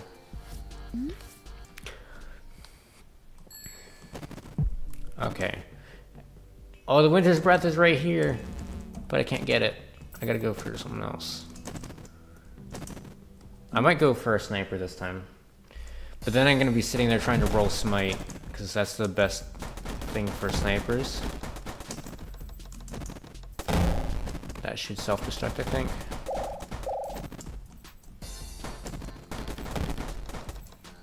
And then... Oh, normally if you hit those right, the centipedes get killed as they spawn. Oh! Wait, so the pattern that I saw down here did not self-destruct. Interesting.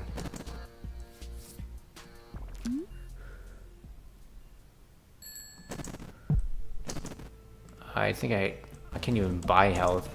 I gotta look for a chest or something. But yeah, I desperately need extra rounds. That's what messed me up last time, was I couldn't deal damage fast enough. So my upgrades I didn't have any upgrades that increased my damage output really. And then extra rounds with execution, which is what I had, is really strong.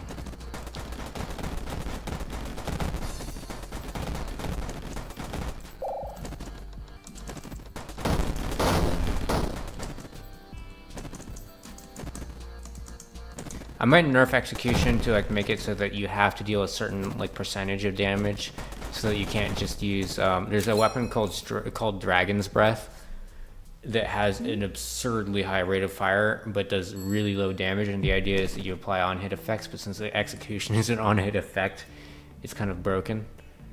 I'll go for the heart. I'll probably pick up some health somewhere else. The visuals remind you of Pokemon Mystery Dungeon? That's good. Which one? I played Red Rescue Team.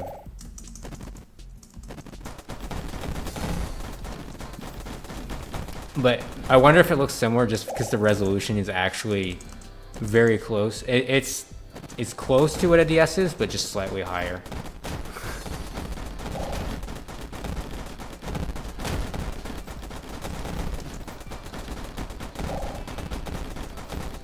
I'm dodging all of this.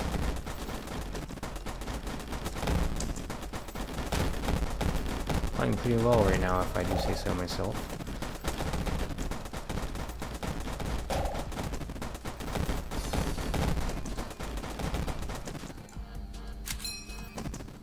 You know what would be good on the rifle is like Treasure Hunter and Scrappy. That would be a good combo, because normally you start with the rifle, or any starter weapon really. You start with it and then you buy something else. A good thing would be if you have the chance to get more money out of the things you kill with it. And I still don't have enough money for Winter's Breath. I'm poor. Do I want range, or if I do range? That makes it tempting to go shotgun. I might go shotgun later. It's funny because you want scoped weapons on the weapons that don't have range. If you have a sniper, you don't want scoped weapons. I guess you could argue that it's already scoped is the idea.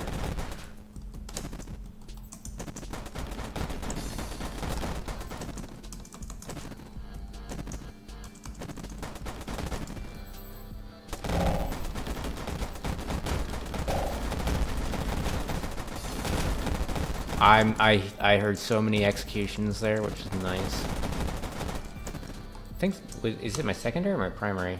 Oh, no, it's my primary in this one. Although it doesn't matter right now, because on the first level they're equal. So secondary is hit and run.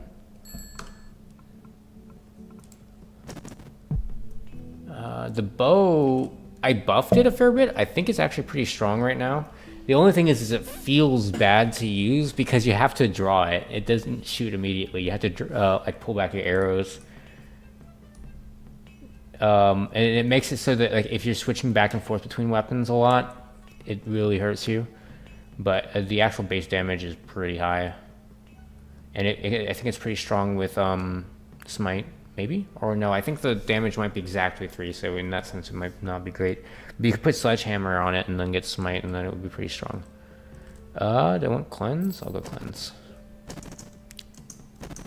You had Red Rescue Team? Yeah, Red Rescue Team's I think one of my favorite games.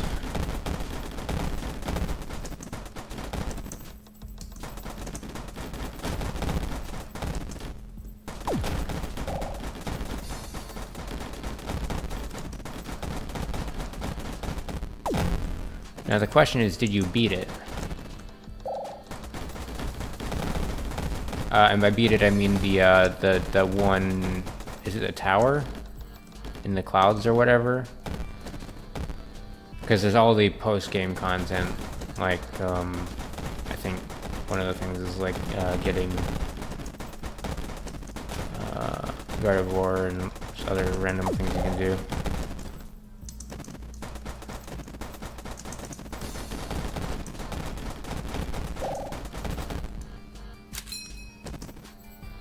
On the topic of nerfing, what techniques should I use to balance different items and combinations of the game? Just knowing how things mix together, and then I'm poor. I need to like save some money so I can buy those. But yeah, just knowing how things could interact in theory, and then playing the game is how I've done it. The game is intentionally not super balanced, because if everything's perfectly balanced, then you're not going to want to really explore different weapons and stuff. So finding stuff that's a little bit overpowered is part of the fun. I did not like this situation. It's not good. Okay. Ow. I'm on 1 HP. That's fun. Give me health, please. That is not health. That could help, though.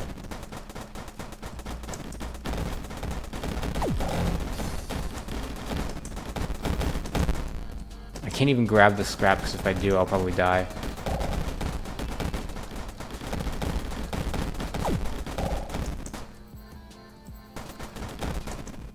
Oh, shield. Okay, that'll help. So now I won't just die.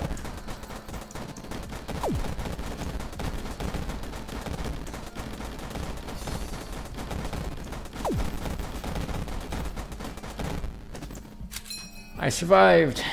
That was oddly close considering I'm still in the summer area. Oh, there's an achievement. And it's got like a shiny thing on it. I wonder if it does that because it's considered rare. Because I didn't configure that. Because sometimes, like usually you don't see the shiny thing. So I wonder if Steam was like, hey, no one really has this achievement. These numbers aren't correct. I don't know where this is bugged out, but if you pull it up on like Steam, like on the website, there's different numbers, and you can see that no one's got it yet. Or maybe someone has it now, but I cannot. I was trying to save money, but when I see 2 extra rounds, I'm buying them. You created all the legendaries? Yeah, I still have my save too. I also have Fire Red, and it went through the washing machine, and it still works. I have a Blastoise from my Fire Red that I transferred to like Hard Gold, and I think it's like, how old is it now? It's like 15 years old. My Blastoise is almost old enough to drive. It might be old enough to drive.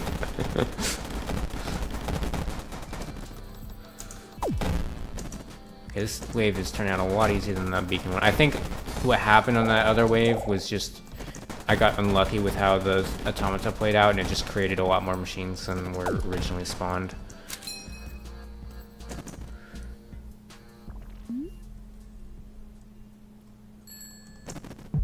Okay.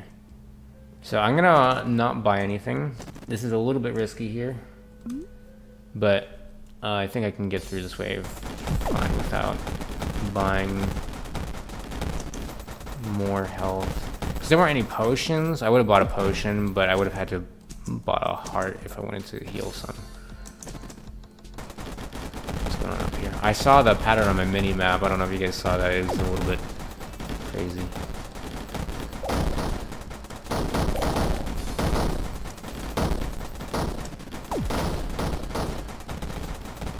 There was a bug earlier where Thunderclap didn't work on the bow that I had to fix.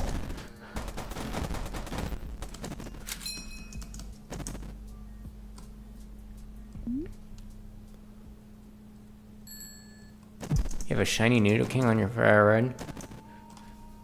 I think it was funny, like one of the first times I played a Pokemon game and I was just playing on someone else's game, I found a shiny, like, as one of my first 5 Pokemon.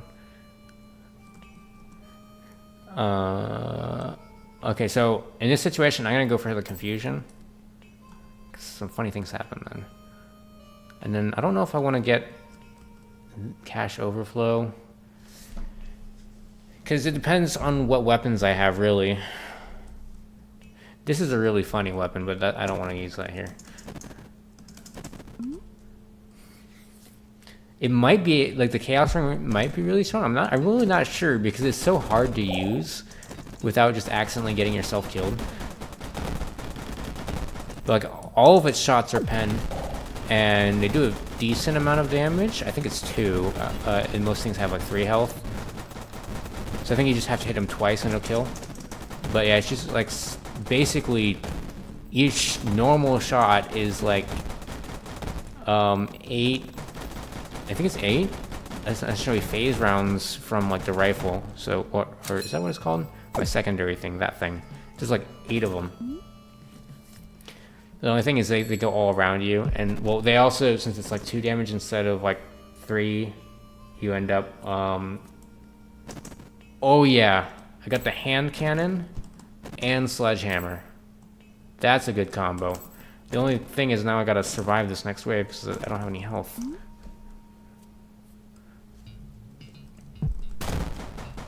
Look at how fast, like, I just one-shot these things. The hand cannon is super powerful. It has the highest base damage in the game, I think. The only thing that's kind of higher is if you count the secondary ability on the bazooka, which is a nuke. That does more damage than anything else in the game. But since it doesn't count as a normal shot, I don't think you can amplify it with sledgehammer. But yeah, I have sledgehammer on this thing, which increases the damage a fair bit. It's the only actual like straight up damage increasing thing, well, unless you count like criticals, but like just flat damage increases. But it only works if they're undamaged. So it only works well if you've got a really powerful first shot. Oh, there's a second one here, but I can't buy it because I'm poor. I'm gonna buy this because I need help, and maybe I'll get a shield drop. I would have preferred to have bought investing, but I'm cutting it a little bit close on my health right now. Invincibility's decent, but it doesn't last very long. I missed. I'm actually not going to hold down left click because I want to make sure that my shots hit. So the nice thing about snipers is you can sit at a distance and shoot stuff. Snipers are better on the controller though because you can aim at things off screen easily. I can approach this from above. It's probably easier that way.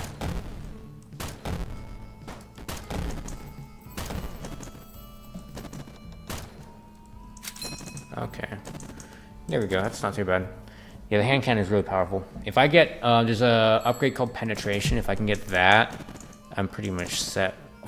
It's right here, but I can't afford it because it's too expensive. So the Predator has more natural penetration than the hand cannon. So the Predator is the green sniper. It looks like an op. The hand cannon has low penetration but high damage. So what you really need is penetration because this converts excess damage to penetration. So it gives you more penetration based on the damage you deal. So this gun can have effectively higher penetration, I think, than the Predator once you get enough of those upgrades, but they're really expensive because it's really overpowered to do that. And then especially if you get like smite too, you can like wipe out like an entire pattern in one shot of your primary. I think I might have to use my other weapon here. Because the actual damage outputs like per second is not great.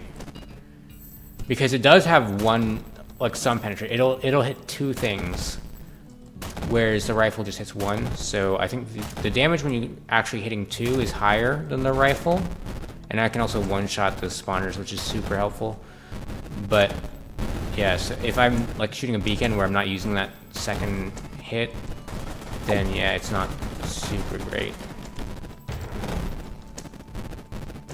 Okay, I need a chest down here. Ooh, potion. I'll take that. I hear how many... These things are called volcanoes. I hear a bunch of them.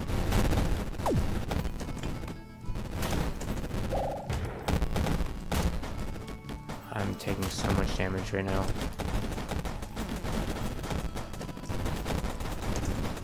Ooh. That. I need to get to that... I might be able to get it from the middle here. It's being spawned there. Unfortunately, I have like 2 upgrades for range, which I don't really need on this gun. I think I got some of it there. Oh, that might help.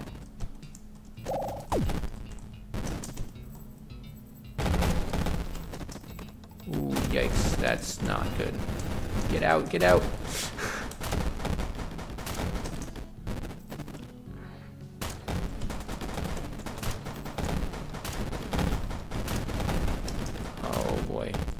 There goes Jim.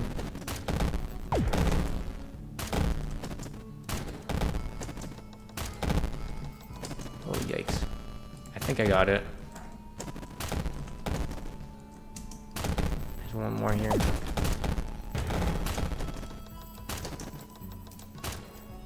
Ooh, scary. I just want to get away from that.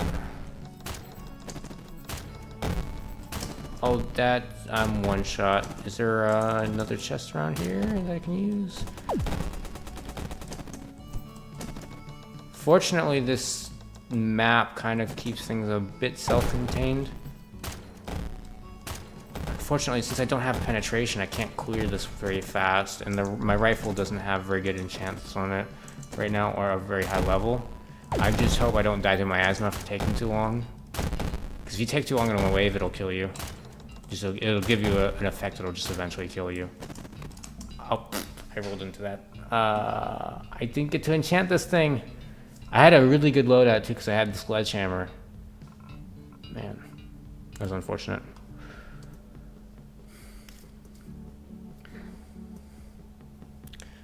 Alright. So I'm gonna go ahead and end the stream here. It's been like 2 hours. I have some enchants on my weapon, so if I come back and stream again, I'll probably make some progress and maybe beat the game on that difficulty. I did get to winter a few times. I didn't beat any beacons in winter. But yeah, the invasion difficulty is pretty challenging. It's a lot easier for me on the Steam Deck. I'm worse at dodging stuff on the mouse and keyboard. But yeah. Anyways, thanks for watching. Link to Yawnoc in the chat pinned, and then also in the description.